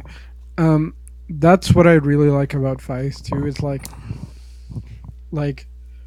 just them establishing, hey, this is a new guy. He's a new writer. He doesn't have the shit figured out. Right? It's gonna take some time. These people, these three weirdos, they're working together and living together. They don't get along. Their personalities are weird, but they'll figure it out and save the world somehow. Or You not. know, or not. Yeah, or not. And that's the other thing. It finds like there's no guarantee that Like the these jury's guys still out on that one. are. Yeah, it's pretty great. Um, um, but then Ryuki is like, it has a really weird kind of beginning because Shinji's really fucking whiny when he first starts out. Especially, actually, he's really pouty, and it makes me want to punch him.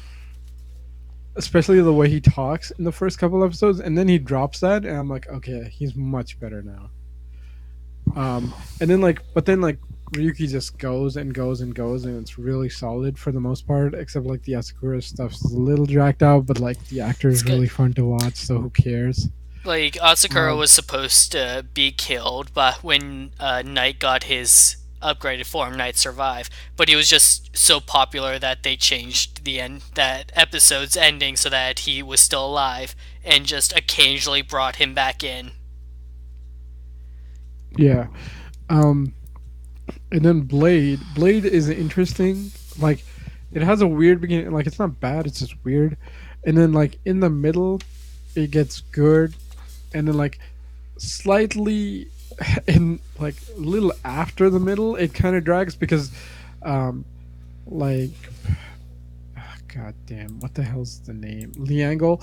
Liangle has a weird arc where it's literally he fucks up, he learns, it's all good. No, reset. He fucks up again. Now he's got to go through the same arc just in a shorter amount of episodes, and that kind of gets annoying.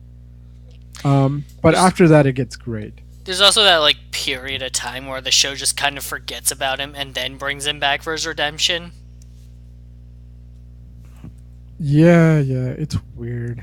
Um, that like Liangle arc, I think, is the biggest issue in the middle of Blade. Because like the Tachibana thing you can get around, but like the Liangle one you can't because it's just the same plot done Like twice. like that's how I felt when I was first watching. Like, okay, Mutsuki is another whiny character to replace the last one. And then they introduced an alternative Lay Angle who was like very good villain material and Oh, immediately killed dude. him. Yeah, that's one of the weirder things of like earlier writer shows is like they introduce people who are like, okay, if this was a new show, this would be like an arc, right? But like the older shows didn't do arcs like like the main characters had arcs. Nobody else had a fucking arc, pretty much. Almost nobody. But like now we're like, oh, this character came in, they're gonna get their own arc. Like it might be in between two major arcs. Like it might be happening in the background and come in the forefront, right? Like this antagonist guy might stick around, but like no, he's like, okay, he's here for like 2 episodes or something. He's interesting, but he's gone now, right? Like he's basically how should I put it? Like he's brain or he's like if he was done now, he'd be like Kronos or something. Well, maybe not Kronos, but like Kronos is a bit heavy.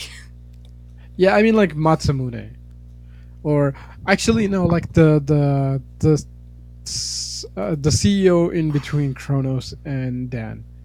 Like he would have gotten an arc. Lovelyka. Yeah, he would have gotten an arc to himself, right? Right. But they weren't doing that back then.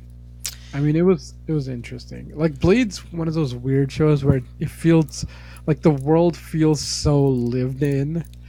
Like before we started doing the all writer continuity is connected, like Blade felt like, oh yeah, writer shows have happened in this world. Because like people make reference to, oh, are those like those urban legends, those Kamen Rider things? Hello, Drago. Hey, Drago. I'm guessing you have something you want to say? No, no, just saying. Why? How do you guys feel about the brain, Kamen Rider brain? I haven't seen Drive. Um, I don't know. Like I remember him being like where he was at the end of Build was really interesting. I'm like he shouldn't have been a villain at that point. Like we should have made him a good guy. And then he goes out, and then we get that what like April Fool's joke, and then like 2 years later he's actually getting his own thing. Right? Like I haven't seen that video of the new reveal, but like he's getting a new show, like or special or something, like Heart did, right? Yeah. Yeah, I don't know who this character is. Okay. He is basically Utsumi but better. Uh, Yeah, Utsumi. Sorry. Refresh my build, memory. build. Cyborg from Build.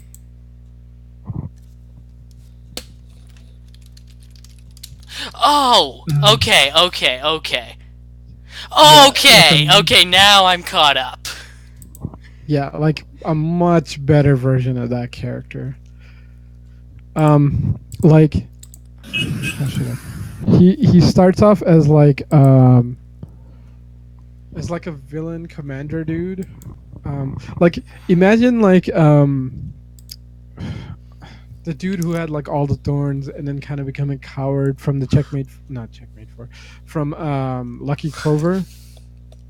Yeah, Kind of like that, like all cocky, and then he got his ass kicked, and then he became a coward, right? Like Bill Brain kind of had that arc, okay. and Was then he kind of had like fuck you guys, I'm gonna wa- do my own shit like Utsumi, and was then he became kind of like a good guy. Like he had an interesting arc. so was his coward arc better than the Lucky Clover guys? Hell, it was interesting because like Medic would show up and basically just whip him around, kind of like um the bartender Lucky Clover member. Um, but then like later on, like he would constantly be trying to do like basically he was Starscream. Okay, Right. so he recovered better. Yeah, he's basically Starscream, right? Like second fiddle, always wanting to be the best, getting his ass constantly kicked, but having like something going in the long run. Yeah, he's basically Starscream. But by the end, like basically all the Roymute kind of became like anti-heroes by the end. And then like he just got killed off, and it's like, what what the fuck is this? Like that's one of the most annoying things that happen in build is like they kind of become anti-heroes at the end and they all just end up dead. Great. Um yeah, and then like Heart got a special and then I guess Brain's getting a special and Medic's never getting a special because Who cares? female writers never get anything or female characters. I mean, like she kind of got like a little like redemption arc type thing. The weirdest thing is finding out. Okay, because here's the thing: you haven't seen Build, so like the way Roimirs exist is they like copy a person, sort of like Kabuto Worm style, but they don't like fully copy a person. I mean, they kind of do, but they more it's more like they copy like the physical appearance of a person, but they're more attached to like an emotion also. So like Heart, is like strong emotion. Brain tries to be like cocky and like trying to out. So it's like a weird fusion of like the phantoms from Wizard and like the worms from Kabuto. That's sort of what the Roimids are. It's kind of hard to. Okay.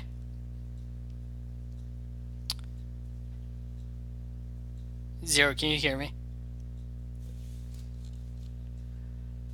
Um.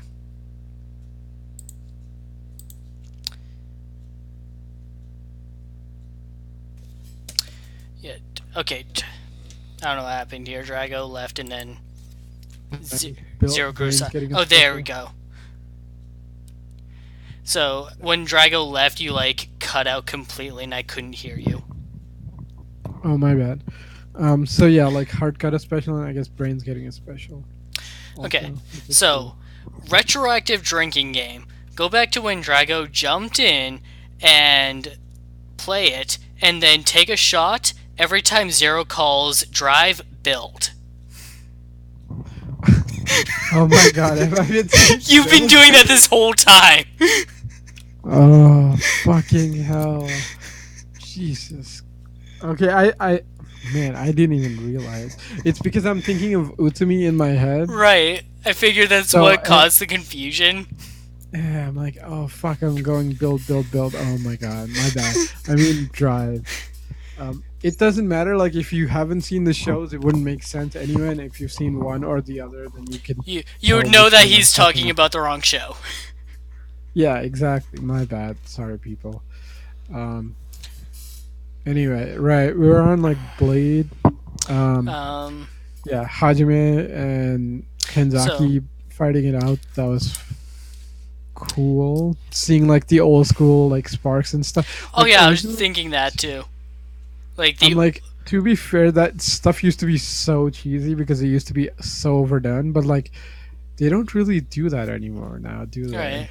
It's And so like weird it seeing helps it. play into the drama of the situation, which was what it was always intended to do. And like here it actually works.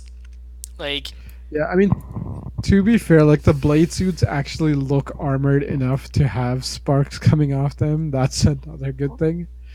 Whereas like some of the more modern suits just look like they're padded fabric, so like having sparks come off them would look so weird.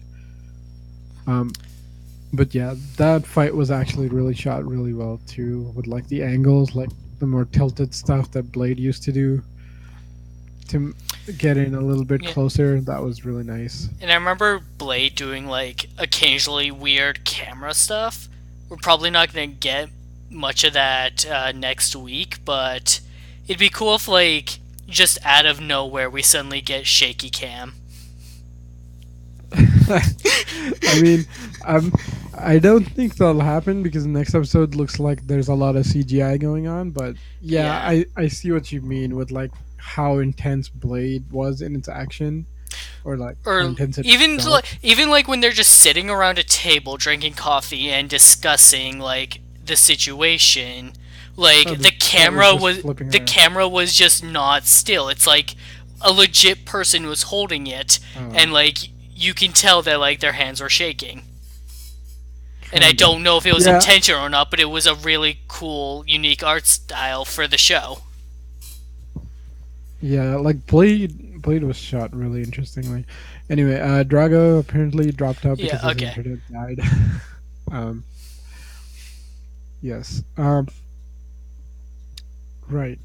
So what happened with Blade is basically the ending of Blade is so the thing Uh, in Blade is they're trying to seal the undead right. because they've Uh, been released, and the the whole reason undead that are the yeah, go champions ahead. of all these different races, and the winner in their big battle is the dominant species on the Earth, and humans won the original battle.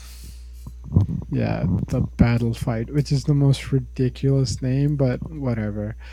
Um, yeah, so humans won and humanity ruled, Uh, and then basically this organization, because of course, was researching they were researching like immortality because the champions are immortal. kind of yeah, and then they found like the undead in Tibet, and like And like did they find the cards or did they create the they cards? found the cards because that's how the undead were actually sealed away. And they like developed a system to reseal them if they ever like undid the seal for experimentation or any case anything went wrong, but no one was like on board for actually releasing them. Everyone was like, "No, that's a bad idea." And then that one guy comes along and is like, "No, but this is the answer to all our problems," and releases like all 90% of them. I mean, I don't think his plan was to release that many, but maybe it No, I think his was. plan was to release all of them. Like he only managed to grab half the deck. Yeah. Yeah, to be fair, I mean, even if he had a more limited plan, that half-assed bullshit of like, fuck it, everything goes in. Whatever happens, happens now. Kind of screwed that up.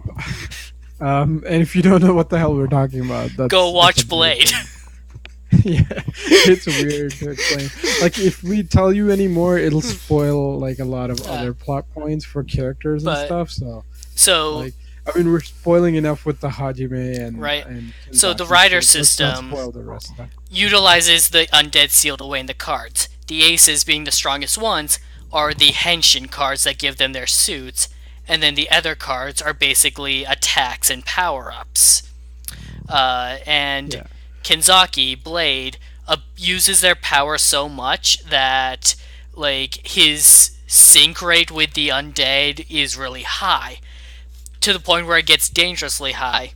And so when he uses his final form, where he combines like all of the cards of his suit together, he risks Well, turning into an undead. well, technically, like, here's the thing: like, the suits were never supposed to be powered up until like stronger and stronger undead showed up, and then they're like, okay, fuck, we need a power ups to beat these guys because the stronger guys are showing up, right? So they introduced the Jack form, and then like fighting, that form was barely holding on, and then so like Blade Like, basically went like one form further, which is like okay, so well, like like the Jack form is like the director that yeah, built them the Jack form straight up says, "I had plans for a king form, but what but they only Blade had did five was cards. not that plan." Right, because like Jack is like two or well, it's like base Jack form is and two like, cards, right? you use Jack as the power form, and then you use Queen to like charge it. Yeah, so it's a two card power up, and then like King form was supposed to have five cards, right? Because it's like the ultimate like okay, going for broke. It's the Royal Like only Flush. Kenzaki can use this because Kenzaki's sync rate is really high. Well, Um, like no, and this is like only like super ultimate. Like we got no other fucking plans. We like gotta use this now the original plan until for you. King form that the director had was like could have been used by any of them, like Blade or Garen. It was just that like what Blade did instead was he combined all 13 of the cards in his suit. Yeah, which is insanity, and Right? is also kind of like the first writer form that does like basically what most mid-season writer forms do, which is they stack like all their power-ups onto themselves. That Like like Coast's mid-season, or I mean like second last form, I guess. Let's go with like that. and like Tends to Blade be. is like combining himself with all the undead, and so it's creating the side effect where if he uses it too much, he could become an undead himself. Right. And so they're like, okay, well, that's insane. Just don't use the fucking Right. thing. Like, yeah, like, hey, maybe it'll even wear off. Like, so he uses it sparingly. But then the end Right. comes. That Like, was the plan. That was the plan. And right. then You then get you to the really end. You screwed up. get down to the last two undead, Hajime and one a beetle undead, like a type of beetle. I think it might have been stag Oh beetle. yeah, yeah. Yeah, Um, probably. so uh, now Hajime is a joker. Like in the deck of cards, he doesn't represent Yeah. any species. In fact, he represents failure effectively. Like if he wins, life goes extinct. Yeah, nobody wins. Right? Fuck Like it. It's the nobody wins. apocalypse. Like fuck it, start over. He's Right. kind of like the And refresh. yeah, and if you're thinking, oh well, it couldn't have been that bad. Here's the thing: Hajime wins. Right. So it's implied, based on when they talk to Human Undead, the previous winner, that uh, you don't necessarily have to make your species the dominant species, and that like you get some say in what happens when you win. Uh, Right. However, so they acted off of the idea that Joker also got a choice. Blade defended Hajime's right to exist and keep living to the very end, saying he won't destroy humanity. We can trust him. Let's just seal the other undead and not have to worry about releasing human undead and then sealing Hajime. Right. Uh, The problem is the Joker is a failsafe system. he doesn't It's get a not. choice. He's failure. Yeah. He It's is no basically winner. like, yeah, no winner. The world's fucked. Oh, guess how fucked? So fucked that the last three remaining riders, because the fourth one is basically the key to the apocalypse, um, now have been fighting nonstop for 3 goddamn Actually, weeks. And two are of on the them, verge of because collapse. one Oh, yeah, of yeah. those three was thought to be dead during those weeks. Oh god, that's a good point. And And if you're wondering why we keep bitching about this, why do you keep coming back, Tachibana? Why did you dive off that cliff? it's because It's because his death held a lot more meaning, and him coming back held none. yeah, um, and then so him coming up shouting Sayako in every goddamn crossover because Japanese meme gets real annoying because it's like I like you, Gurn, like you're awesome, but like you should have been dead, bro.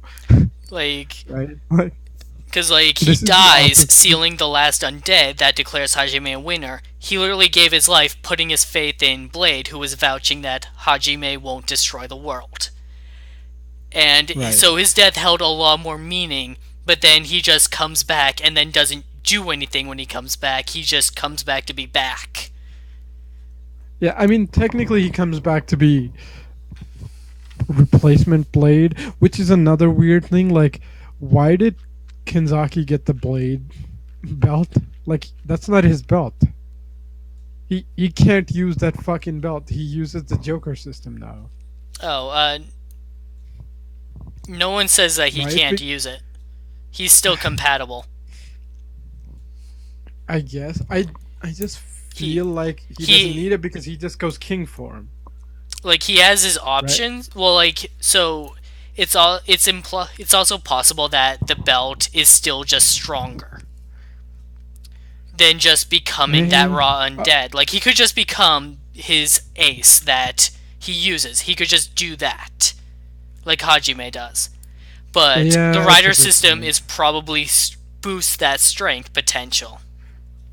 Yeah, I just felt that like it's weird because like technically Garen should be using the belt, the blade belt, and Garen's system is destroyed, and like Kenzaki should just use king form. But I guess like in modern continuity, they're like, nah, fuck it. Tachibana came back, give him his old suit. Therefore, Kenzaki can use the old belt, which is weird because Kenzaki took off without the belt. So like, It Right, like he happened. technically abandoned his belt, but he probably went back and picked it up. Yeah, it's more like I don't know, man. It's weird. Okay. It's like, yeah, it's been 15 years. You could say they ran into each other and Tachibana gave him his belt Or back. like the director But tracked it, him down and sent him a replacement one just in case. maybe. I mean, it would make way more sense if, like, see, here's the weird thing. Like, the shows have continuing stuff, but they never do, like, full continuity. Like, I would have loved for Garn to come back, or Tachibana to come back, and then Henshin into Blade. You know, Well, because, like, like the Garn system is no, gone. no. The belt that he uses is gone, but the cards still exist. Like the belts are the same; they are swappable. It is the specific card, the undead that they use, that matters. And Tachibana could not become Blade because he is not compatible with Blade. He's compatible with Garen. The literal reason Well, why Blade is because he is the compatible user. fair enough, but, like, okay, then, like, Tachibana should have the belt, not his gun, then. Well, I like guess they just again, the rebuilt belt it. is just the transformation tool. The gun was like Garen's weapon tool, where he like activated the Yeah, other yeah. cards from. Yeah, that's a good point. So I just no, I think I fucked up because I was thinking his belt. Like I always think like it'd be so cool to combine like Garen's gun with like DN's gun, and it'd be like the perfect henshin device. But then I'm like, no, his gun didn't henshin. his gun did But I not keep henshin. but I keep forgetting that, and so I'm like, oh, he shouldn't have the gun. And it's like, Drake's oh wait, gun no. henshined, Oh yeah, it did. But but to be fair, it's a weird like grasshopper gun thing, which is cool. Dragonfly. But it's like yes, dragonfly. My bad. Yeah, but I just like the like Garen's gun has the blade, the cards on the back, and then like DN's one has like the slot to put it in the front, and it would be such a perfect henshin thing. Um, but whatever. Uh, Right. so our Yeah, point but is that Blade. Blade. So in order to like prevent the end of the world, Blade keeps abusing his king form, so that he forcefully turns himself into an undead. There are now two undead in the world. The tournament is not over, therefore the world will not end. So what Blade does is he gave up his own humanity so that Hajime could live as a human. And then because they would be tempted to fight each other if they got near each other, he fucking runs away so that Hajime can keep living his normal life with the family he's grown attached to. Yeah. So basically, like Blade pretty much makes the ultimate sacrifice. I mean, that's the thing. Like Blade is the most common rider of the common riders, especially because of his ending.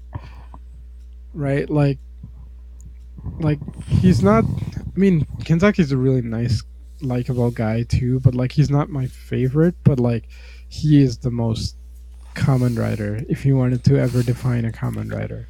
Right. Right? Like most people would say it's the original, but I'm like he just happened to be a guy who became Kamen Rider. Like Blade is like this was my job, but like he lives up to the title, right? Even when he Um stopped getting paid for it.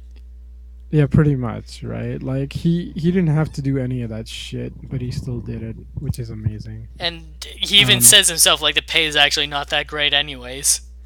yeah, pretty much, right? Like for basically getting almost killed every other day. Yeah, it's not. Um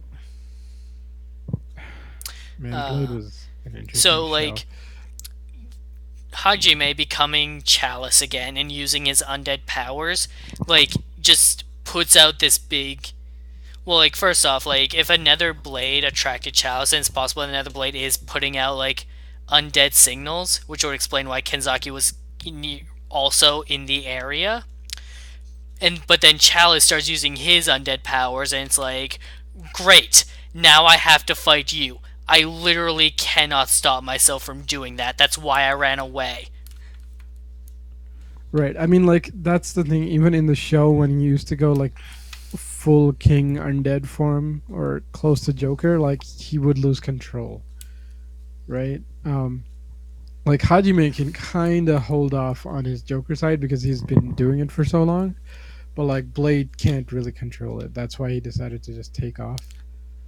Um, but as you can see in the preview, I guess for the next episode, um, the apocalypse is here, So, and I guess, and I also guess we are therefore canceling this apocalypse live on TV next week.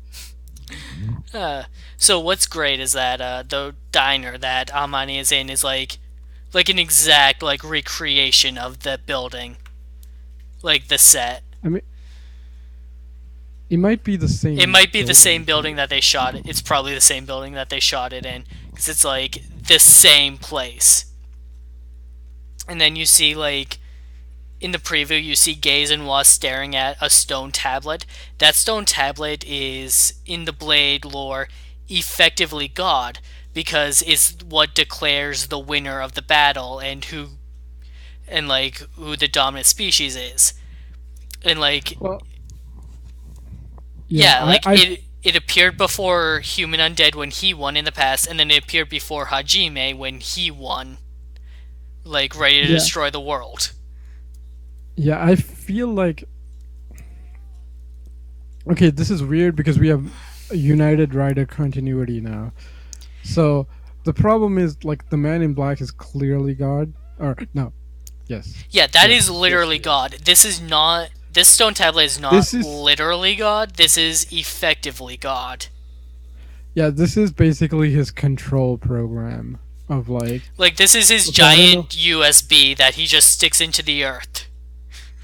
Yeah, and pretty much goes like, yeah, okay, all right, it's been a couple millennia. Let's figure out who the fuck gets to rule. Because I guess he made more than just humans.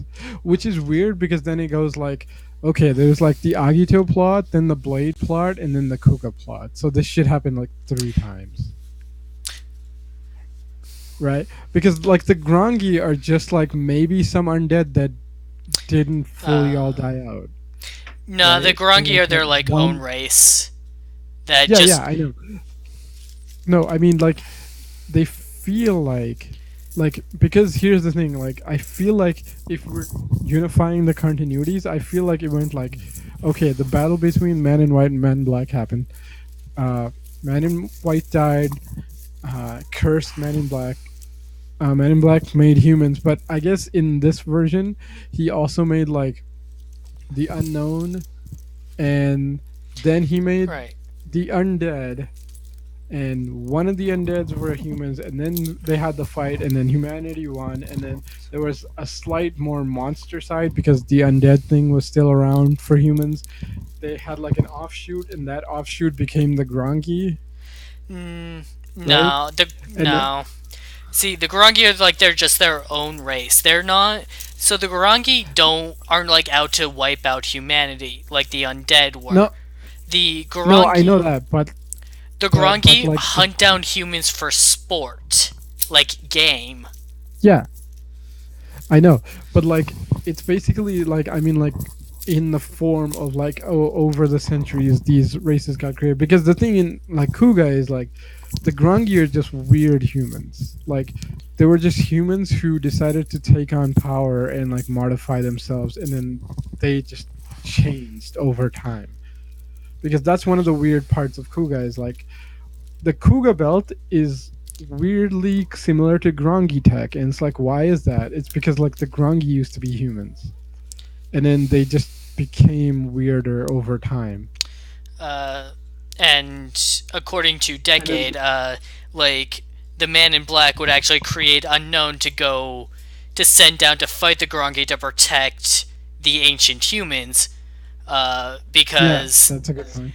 before they like decided they would finally fight, they were a very pacifistic race, and it took them a long time to decide they would fight back by using Kuga. And even then, like the previous Kuga only sealed them away. He didn't kill them. That is a good point. Yeah, maybe Right, exactly. Maybe like the Man in Black just stopped sending helpers after a while, I so the think humans just I made their think own. the way, because I was literally thinking about this earlier today. Uh, the way I would justify it is that when the Linto, he was protecting them because they wouldn't fight back and they were very pacifistic. When Right, they right. finally decided like they would use the power of Kuga to fight Force. back them and protect Oh, because themselves, it's he steps off. Like, okay, you can because handle it's too this. close to Agito. No, no, no, no. I feel like it's too close to Agito. Uh, Not really, So because he's Kuga is a power, is like an armor that you wear and you gain the power. Agito is a straight up evolution. no, Kuga, I know, but like the thing is, he sees humanity as his perfect children, right? They're right? supposed to He be doesn't. He peaceful wants and them all to this. remain human. Yeah, human and peaceful. Like he does not want humanity to like kill each other and shit. But then like the Kuga thing happened, and then maybe he's like, okay, you guys have become way too violent, you know. No So he way. just peaced off for a The while. original Kuga wasn't even violent though, because he didn't even kill the Garangi. He just sealed them away. It was literally self defense. Okay, you know what? That actually, yeah, you're right. Then maybe he The just I would was argue like, that you guys can he have. backed off just because like you don't need my protection anymore. You're going to protect yourselves now. Right, and then like humanity moved forward, and they came back, and then like Like the Agito started Garangi showing up. stopped becoming a problem for a long time. Yeah, yeah. Um, hmm. I mean, And maybe he that's because the reason he gave like the other races a chance is because like they're like, hey, how come the humans get all this favors? It's like, here you go, you get a chance too. Maybe that's the whole reason that the battle fight happened. maybe That's why he likes humans the best is because they're the ones who won. and I don't know. I have to wonder though like how did human undead win though, because he is arguably the weakest amongst all of them, right? Uh, Yeah. but then I have to I mean, but then I look at like that spider undead, the good one that was like helping them out. yeah, yeah. Uh, and King or yeah. Club King, right? yeah, Club King. Uh, he seemed to like humans, and if like only a few someone of his rank could possibly take out the Joker. So I'm wondering if like something like that happened, like or like the Club Ace took out the Joker, and then he took out Club Ace, and he was all set to be the winner, but gave it up for humans. Maybe. I mean, I think what happened is like because the thing is he kind of had an experience like Tiger Undead where it's like they saw humanity and then they saw that like no, ultimately humanity winning was the better option because the world's better with them than it would have been with their race. I don't think he won the original fight because here's the thing: you don't know what human undead's power is, Right? We right? don't Like know. he could just be really good at scheming, or he could just have some weird mind control powers. You don't know that, right? Lie, Because like cheat, if steal. right, like he was like opportunistic. Yeah, that's the ultimate hustler. He went undead. That's why he won. He just cheesed it out. Oh, everybody's down to 1 HP. Time to swoop in and win. Yeah, I'm rank 3. I'm still more Oh, than you. you have magic powers? Well, guess what I invented? I call it a gun. That's what I was thinking. Here, fight an avalanche. um, my God, it's so funny. Um, yeah, I mean, like realistically, you don't know what his abilities are, because like all undead have some weird ability, especially like the more human-ish ones. Well, the higher rank Um, undead just had the power to like disguise themselves as the dominant species, or in this case, humans. yeah. Um, Yeah, I mean, realistically, like they all just look like him, but like that doesn't even mean that like that's what he looked like all the time, right? Like Right. he could have had a common rider form. We don't fucking know. Right, like we don't Uh, like maybe he did have like rider powers. right. I mean, like it didn't. Like he maybe he wasn't the strongest, but like Like maybe he just like all of took them his have time. like a word associated with them that like represents their ability. Save the higher rank ones. But in human undeads is specifically spirit. Right. So we don't really know what his part. I don't know. Maybe he went Super Saiyan or something. Like he has human That would be spirit to cool. never give up. Yeah, that's what I was thinking. It's like maybe he just. I mean, that's originally how I thought he won too. It's just he out strategized everyone. Um, which is possible, but it's like I mean, it happened like 10,000 years ago. There's no way of knowing what the fuck was gonna happen. Plus, we're trying to piece together three different writer shows, mythologies that were never meant to coexist. I mean, maybe Kuga and Agito, but that's more just like a throwback, and not even their mythology was supposed to coexist. Kuga and Agito's kind of because Agito is like an alternate universe sequel to Kuga. Yeah, I know, but like the whole like where the fuck did the Grongi come from? Because like the unknown and like the man in Right. black and stuff doesn't make sense. Which is why I was But saying like like when the Kuga human stuff makes when sense. humans decide to fight back with Kuga, like maybe the Man in Black backed off, like all right, you'll protect yourselves. And so when the Garangi returned, so was a new Kuga chosen, and so God is looking down, going, "They got this." Yeah, maybe. I mean, like realistically, there's only one solution. You put O's in Deno and throw them on a train and back in time. They fuck something up, and that's why the timeline's screwed up.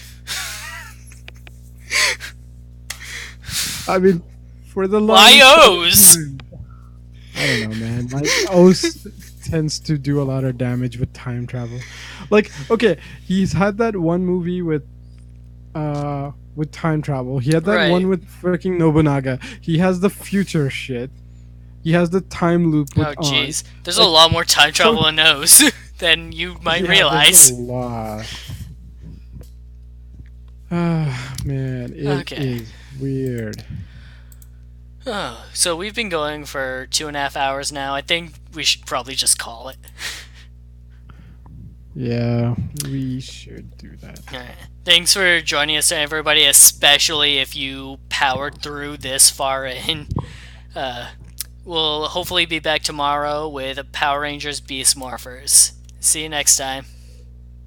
Yeah, thanks for joining us, everyone. And join us next time for the conclusion of this Blade two-parter. This is really good. Hopefully, next episode's really good. Uh, I mean, we could have talked about more spoilers in Blade, but like I think we threw out enough. Yeah, thanks for joining us, everyone.